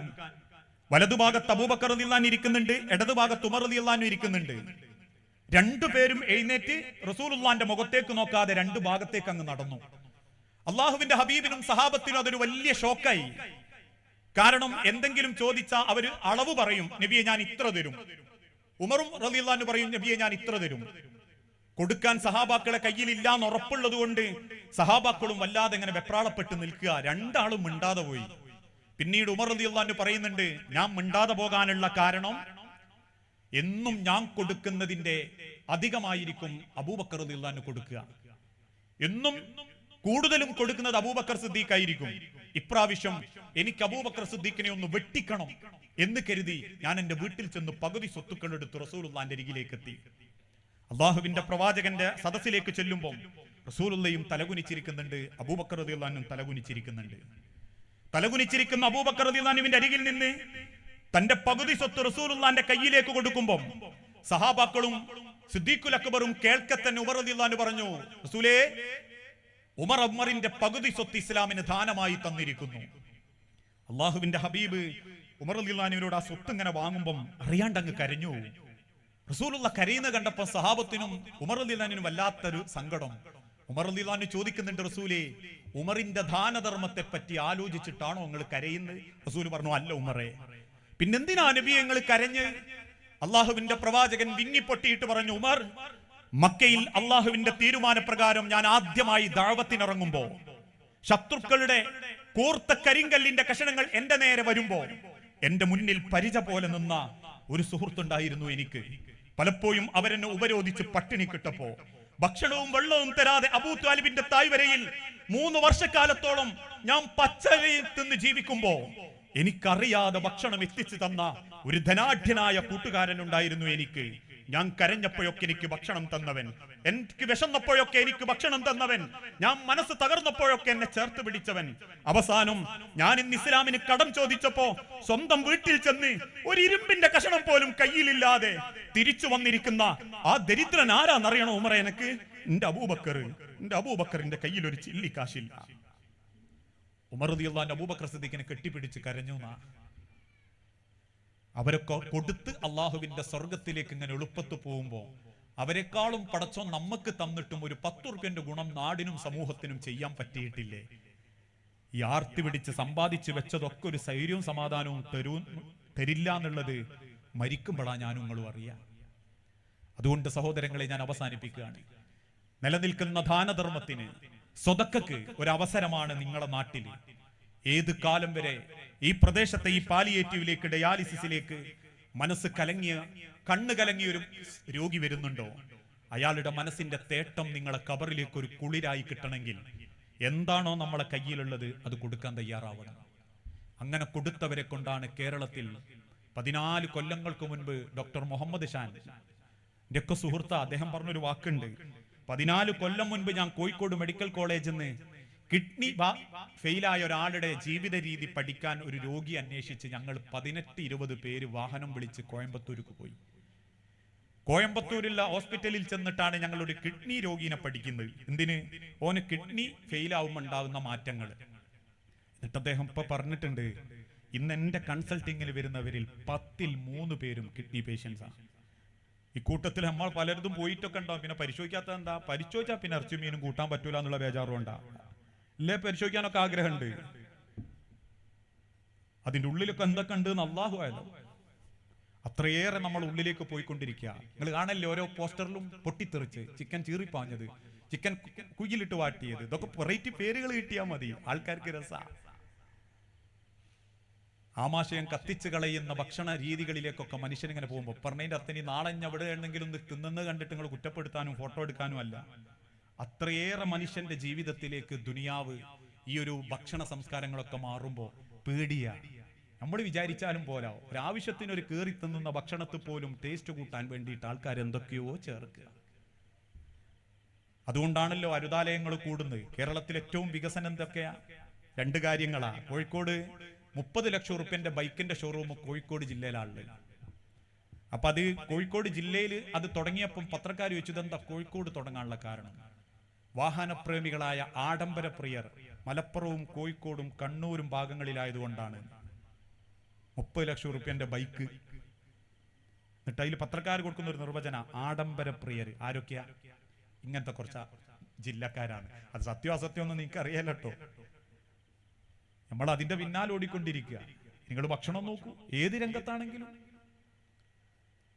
ഇങ്ങനെയൊക്കെ മാറിക്കൊണ്ടിരിക്കുമ്പോ എനിക്ക് തോന്നുകയാണ് ഓരോരുത്തരും വേഗം പടച്ചോന്റെ അടുത്തേക്ക് മടങ്ങിക്കൊണ്ടിരിക്കുക. വിചാരിക്കാണ്ട് ചെറുപ്പക്കാര് വരെ 35 വയസ്സുകാരന് ഒരു ആൻജിയോപ്ലാസ്റ്റും 2 ആൻജിയോപ്ലാസ്റ്റും കഴിയും. ഇതൊക്കെ ഇംഗ്ലീഷ് പേരായതുകൊണ്ട് എന്തോ ഒരു വലിയ ഗുണം പറയുന്ന മാതിരിയാ പറയാ. 2 ബ്ലോക്കും 2 ഇതൊക്കെ കഴിഞ്ഞതാണ്. അതുകൊണ്ട് വരാനിരിക്കുന്ന ഒരു തലമുറക്ക് കൃത്യമായ ഇടപെടലുകളോടുകൂടി ഒരു നന്മയുടെ ഒരു വിളക്ക് മാടം ഉണ്ടാവണമെങ്കിൽ പ്രിയപ്പെട്ടവരെ, ഉള്ളത് കൈകൊണ്ട് നീക്കി വെക്കണം. മരിക്കുന്നതിന്റെ മുൻപ്, മരിക്കുന്നത് വരെ ചെയ്താൽ നമുക്ക് കൂലിയുണ്ട്. ചെയ്യാത്ത മക്കളെ കൊണ്ട് ചെയ്യിപ്പിക്കണം, ചെയ്യിക്കാത്ത വാപ്പാരെ കൊണ്ട് ചെയ്യിപ്പിക്കണം. അല്ലാണ്ട് മരിച്ചു കഴിഞ്ഞിട്ട് വാപ്പാന്റെ പേരിൽ ഒരു ബ്ലോക്ക് ഉണ്ടാക്കുകയല്ല വേണ്ടി. ജീവിച്ചിരിക്കുന്ന കാലത്ത് വാപ്പാനോട് പറയണം, വാപ്പേ നിങ്ങൾ നീക്കി വെക്കണം കേട്ടോ, നിങ്ങൾക്കുള്ളത് നിങ്ങൾ കണ്ടുവെക്കണം. അല്ലാണ്ട് ആയുസുള്ള കാലത്ത് അറ്റ കൈക്ക് ഉപ്പ് വയ്ക്കാത്ത വാപ്പന്റെ പേരിൽ നിങ്ങൾ ഒരു ബ്ലോക്ക് ഉണ്ടാക്കി കൊടുത്തിട്ടും കാര്യമല്ല. വാപ്പാക്ക് കിട്ടുമൊന്നുമില്ല, ഉള്ളപ്പോ ഒരു ഗുണം ചെയ്യാത്ത വാപ്പാക്ക്. അതുകൊണ്ട് സ്വതക്കത്തുൻ ജാരിയ, നിലനിൽക്കുന്ന ദാനധർമ്മം, അത് കൊടുക്കാനൊക്കെ കിട്ടുന്ന ഒരു അവസരം. അതൊന്നും ഒഴിവാക്കാതെ ഞങ്ങൾക്ക് തന്നെ കിട്ടണം, ഞങ്ങളെ നാടിന് തന്നെ കിട്ടണം എന്ന് ചിന്തിച്ചിട്ട് പണിയെടുക്കുക. അങ്ങനെയൊക്കെ ആഗ്രഹിക്കുന്നവരുണ്ടെങ്കിൽ നിങ്ങൾ ആലോചിച്ച് നോക്കി. ഈ തെയ്യമ്പാട്ടിലെ ഫാമിലി, ഇവർ ഷറഫുദ്ദീൻ ഖാ, അതോടൊപ്പം തന്നെ PC കുഞ്ഞി മുഹമ്മദ് മാസ്റ്ററൊക്കെ ഇതിനായിട്ട് മുന്നിട്ടിറങ്ങുക. യാതൊന്നും പ്രതീക്ഷിക്കുന്നില്ല. ഒരുപക്ഷെ ചിലപ്പോൾ കുറ്റപ്പെടുത്തലും ആക്ഷേപങ്ങളൊക്കെ ഇനി ഉണ്ടായിന്നും വരും. അങ്ങനെയാണല്ലോ, യത്തീം മക്കളെ കൊണ്ടുവന്ന് സംരക്ഷിച്ചപ്പോൾ പിന്നെ കുട്ടിക്കടത്തായി, മനുഷ്യക്കടത്തായി, അവസാനം അത് സ്വവർഗ ലൈംഗികത വരെ ആൾക്കാർ ആരോപിച്ചു. പല നാട്ടിൽ സാധുമക്കൾ, യത്തീം മക്കൾ കേരളത്തിൽ വന്നിട്ട് പലരും സുഭിക്ഷമായി ജീവിക്കുന്നത് കണ്ടപ്പോൾ അസൂയമൂത്ത ലിബറലുകൾ കെട്ടിച്ചമച്ച ആരോപണങ്ങളായിരുന്നു അത്. എന്നിട്ട് അതിന്റെ ഗുണപ്പെന്താ ഉണ്ടായത്? എല്ലാത്തിനെയും തിരിച്ചയച്ചു. ഗതിയില്ലാണ്ട് പല നാട്ടിലും ഇപ്പൊ കക്കവനും കള്ളന്മാരുമായിട്ട് ജീവിച്ചുകൊണ്ടിരിക്കുക. ഇതൊക്കെ ഇതിന്റെ രംഗത്തുണ്ടാവും. നല്ലത് ചെയ്താൽ എപ്പോഴും കുറ്റം തന്നെയാ. അത് നിങ്ങൾക്കൊന്നും മനസ്സിലാകണേ. അടുത്ത വെള്ളിയാഴ്ച പള്ളിയിൽ വേക്ക് പോയി ചാരിയിരിക്കുന്ന ഒരു കുഴപ്പമില്ലാത്തവനോട് ഒന്നാമത്തെ സഫക്കൊന്ന് മുന്തിച്ചോളിനാണ് ഓൻ നമ്മളൊട്ടങ്ങി, നീ നന്നായാൽ മതി, നമ്മൾ നന്നാക്കാൻ പറ്റാം. ഇതാവസ്ഥ. അതുകൊണ്ട് കുറ്റപ്പെടുത്തലൊന്നും വകവെക്കാതെ അവനാന്റെ നാട് ആ ഭംഗിയിൽ മുന്നോട്ട് പോകാൻ ഞങ്ങളെ കൊണ്ട് സാധിക്കുന്നത് ചെയ്യും. മൂന്നാമത്തത് ഉപകാരപ്പെടുന്ന അറിവുകൾ, പഠിച്ച അറിവുകൾ മറ്റുള്ളവർക്ക് അറിയിച്ചു കൊടുക്കുക. ഇതിന്റെ ഒക്കെ ഒരു ഭാഗവും കൂടി അതാ ദഅവത്ത്. ഈ സ്ഥാപനം ഇവിടെ പൊന്തുന്നത് പോലും ആ ദഅവത്തിന്റെ ഒരു ഭാഗമായിട്ടാണ്. ദഅവത്ത് എന്ന് പറയുന്നത് ജനങ്ങളെ വെറും പഠിപ്പിച്ചൊടുക്കൽ മാത്രമല്ല, അവരുടെ പ്രശ്നങ്ങൾ അറിയല, അവരെ സഹായിക്കാനുള്ള മനസ്സുണ്ടാവല. അങ്ങനെ അവരിലേക്ക് ഇടപെട്ട് നല്ല നല്ല കാര്യങ്ങൾ ദഅവത്ത് ചെയ്യാൻ സംഘടന, അതോടൊപ്പം തന്നെ ഒരു രംഗത്തുറച്ചു നിന്ന് മുന്നോട്ട് പോകാൻ നമ്മൾ ഉണ്ടാവണം, ശക്തി കൊടുക്കാൻ ഏത് രംഗത്തും. കാലങ്ങളോളം നിങ്ങൾ ആലോചിച്ച് നോക്കി, കേരളത്തിൽ ഒരു കാലഘട്ടമല്ലായിരുന്നു. ഞാൻ അവസാനിപ്പിക്കാം കേട്ടോ, സമയം നീണ്ടെന്നറിയാം. 1920കളിലും 40കളിലൊക്കെ കേരളത്തിലുള്ള പെൺകുട്ടികൾ പ്രസവിച്ചിരുന്നത് പിഞ്ഞാണത്തിൽ നഫീസത്തുമാല എഴുതിയിട്ടാണ്. 9 മാസം ഗർഭിണിയായ പെൺകുട്ടികളെ പള്ളിയിലേക്ക് കൂട്ടിക്കൊണ്ടുപോയി പിഞ്ഞാണത്തിൽ നഫീസത്തുമാല എഴുതി പള്ളി മിനാരത്തിന്റെ താഴെന്ന് അത് കുടിച്ച് ഛർദിച്ച് മരിച്ചുപോയ പെൺകുട്ടികളും മക്കളുണ്ട്. അപസ്മാരം ബാധിച്ച പൈതലുകളെ കൂട്ടിക്കൊണ്ടുപോയി പള്ളിയിലെ ഉസ്താദുമാര് മന്ത്രിച്ചൂതി കൊടുക്കുന്ന ഏലസുകളുടെ പേരിൽ മാത്രം വിശ്വസിച്ച് നൊരയും പതയും അപസ്മാരം മൂർച്ഛിച്ച് വാപ്പാന്റെ മടി കിടന്ന് മരിച്ചോയ മക്കളുണ്ട്. പെൺകുട്ടികൾ വിദ്യാഭ്യാസം നേടരുതെന്നും അവര് വിദ്യാഭ്യാസം നേടുന്നത് പാപാന്നും പഠിപ്പിച്ചൊരു കാലം. ആൺകുട്ടികൾ പോലും തലയിൽ മുടിവെക്കരുതെന്നും മൊട്ടയടിക്കണമെന്നും പഠിപ്പിച്ചൊരു കാലം. ചട്ടയും മുണ്ടും ധരിച്ച് അടുക്കളയുടെ 4 ചുമരുകൾക്കുള്ളിൽ സ്വന്തം പേര് പോലും എഴുതാൻ അറിയാത്ത ഒരു വല്യമ്മ നിങ്ങൾക്ക് കാണണേ. ഒരു തലമുറന്റെ പിന്നിലേക്ക് മാത്രം നോക്കിയാൽ മതി. അവിടുന്ന് ഈ സ്ത്രീകൾക്കുള്ള അവകാശങ്ങളും അവർക്കുള്ള വിദ്യാഭ്യാസവും പുരുഷന്റെ ജീവിതത്തിന്റെ അർത്ഥവും വിദ്യാഭ്യാസ രംഗത്തുള്ള മേന്മയും, എന്തിനേറെ 1-ാം മാസത്തിൽ ഗർഭം കൊരുത്തു എന്നറിയുന്ന സമയം മുതൽ സ്കാനിങ്ങും പരിശോധനയുമായി ഹോസ്പിറ്റലിലേക്ക് പോലും പോകാൻ പറ്റിയത് ഒരു സുപ്രഭാതത്തില് അള്ളാന്റെ മലക്ക് വന്ന് പഠിപ്പിച്ചല്ല. അന്ധവിശ്വാസത്തിലും അനാചാരത്തിലും ഈ ഉമ്മത്തിനെ നശിപ്പിച്ചിരുന്ന ഇവിടത്തെ പുരോഹിതന്മാരോട് പടവെട്ടിയതാ.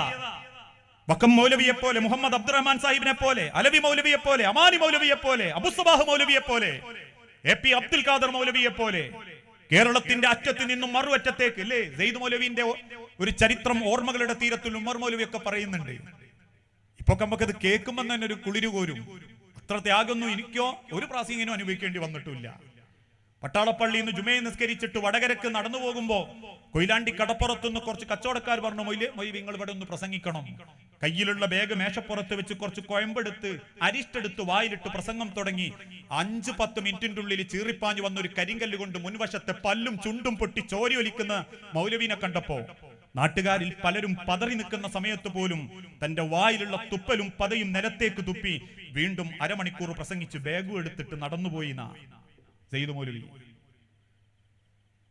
അവരൊക്കെ കണ്ട സ്വർഗവും സ്വപ്നവുമായിരുന്നു ഇന്ന് നമ്മൾ അനുഭവിക്കുന്ന സ്വാതന്ത്ര്യം. ഇനി വരാനിരിക്കുന്ന ഒരു തലമുറക്ക് വേണ്ടി നമ്മൾ എന്താ ചെയ്ത്? നമ്മളൊരു 10 സെന്റ് ചുറ്റും വേലി ഇങ്ങോട്ട് തിരിച്ചു, അതിന്റെ ഉള്ളിൽ ഒരു ചെറിയ ഗേറ്റും വെച്ചു, മൊസൈക്കിന്റെ തറ ഇട്ടു, കൈൻ്റെ അടുക്ക് കറുകപ്പുല്ല് വെച്ചു, റിമോട്ട് കൺട്രോൾഡ് ഗേറ്റ് വെച്ചു, അകത്തൊരു 55 ഇഞ്ചിന്റെ ടിവിയും വെച്ചു. ഈ ഉമ്മത്തിന് വേണ്ടി, നാടിനു വേണ്ടി എന്ത് ചെയ്യണം എന്ന് ചിന്തിക്കണം.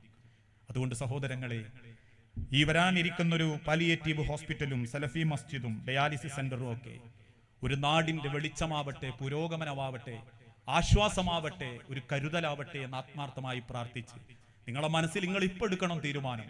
കുറച്ച് അങ്ങോട്ട് പോയാൽ ശൈത്താൻ മാറ്റിക്കാളും. എന്തിനാ അപ്പൊ അങ്ങനെയൊക്കെ കൊടുക്കാൻ, സമ്മതമല്ലേ അതിലെ വേദിമേല് എന്ന് തോന്നിപ്പിക്കും. അത് വേണ്ട, നിങ്ങൾക്കുള്ളത് നിങ്ങൾ കൊണ്ടുപോകാൻ നോക്കണം. ബാക്കിയുള്ളവർക്ക് കൊടുക്കുന്ന ആളുകൾ പല ഭാഗത്തും കൊടുത്ത് അവരവരുടെ ഭാഗം ക്ലിയർ ആക്കുമ്പോൾ, എൻ്റെ നാട്ടില് ഞാൻ കിടക്കുന്ന മണ്ണില് എൻ്റെ പള്ളിപ്പറമ്പിലേക്ക് ഒരു കാലാരെങ്കിലും കൊണ്ടുവച്ചാൽ, ഒരു കാല് അടി വെക്കുമ്പോൾ ഈ നാട്ടിൽ നിന്ന് കിട്ടേണ്ട പുണ്യന്റെ കബർക്കും കിട്ടണമെന്ന് ചിന്തിക്കുന്ന ഒരു മനസ്സുണ്ടാവണം. അങ്ങനെയുള്ള നല്ല മനുഷ്യരാവാൻ, വിശ്വാസികളാവാൻ അള്ളാഹു നമുക്ക് ഓരോരുത്തർക്കും തൗഫീക്ക് നൽകി അനുഗ്രഹിക്കുമാറാകട്ടെ. അറിഞ്ഞും അറിയാതെയും ചെയ്തു കൂട്ടിയിട്ടുള്ള സർവ്വ പാപങ്ങളും പുറത്ത് റബ്ബിന്റെ സ്വർഗത്തിൽ ഇതേ രൂപത്തിൽ അള്ളാഹു നമ്മളെ ഒരുമിപ്പിച്ചു കൂട്ടുമാറാകട്ടെ. അള്ളാഹുവേ, പ്രാർത്ഥിക്കണമെന്ന് വസിയത്തായിട്ട് പറഞ്ഞ ചില പ്രാർത്ഥനകളുണ്ട്. മക്കളില്ലാതെ സങ്കടപ്പെടുന്ന ഇണകൾ, മക്കളുണ്ടായിട്ട് മനസ്സ് വേദനിക്കുന്ന മാതാപിതാക്കൾ, ഭാര്യാഭർത്താക്കന്മാർ, എല്ലാവരുടെയും ഹൃദയത്തിൽ മാറ്റം കൊടുത്ത്, ആശ്വാസം കൊടുത്ത്, മനസ്സമാധാനത്തോടെ ജീവിക്കാൻ ഓരോ കുടുംബങ്ങൾക്കും നീ തൗഫീക്ക് നൽകുകയും മക്കളെന്ന് അനുഗ്രഹം നൽകി കാരുണ്യം കാണിക്കുകയും ചെയ്യണമേ. അസുഖം ബാധിച്ച് പ്രയാസപ്പെടുന്ന ഒരുപാട് ആളുകളുണ്ട് റബ്ബേ. പേരറിയാത്ത സുക്കേടുകൾ, വേദന തന്ന് ജീവിക്കുന്നവര് നാഥ, എല്ലാം എളുപ്പം ശിഫ നൽകി എന്താണോ ഏറ്റവും ഹൈറ്, ആ ഹൈറായതിലേക്ക് ഓരോരുത്തർക്കും നീ ആശ്വാസം നൽകണമേ. റബ്ബനാ തഖബ്ബൽ മിന്നാ ഇന്നക അൻത സമീഉൽ അലീം.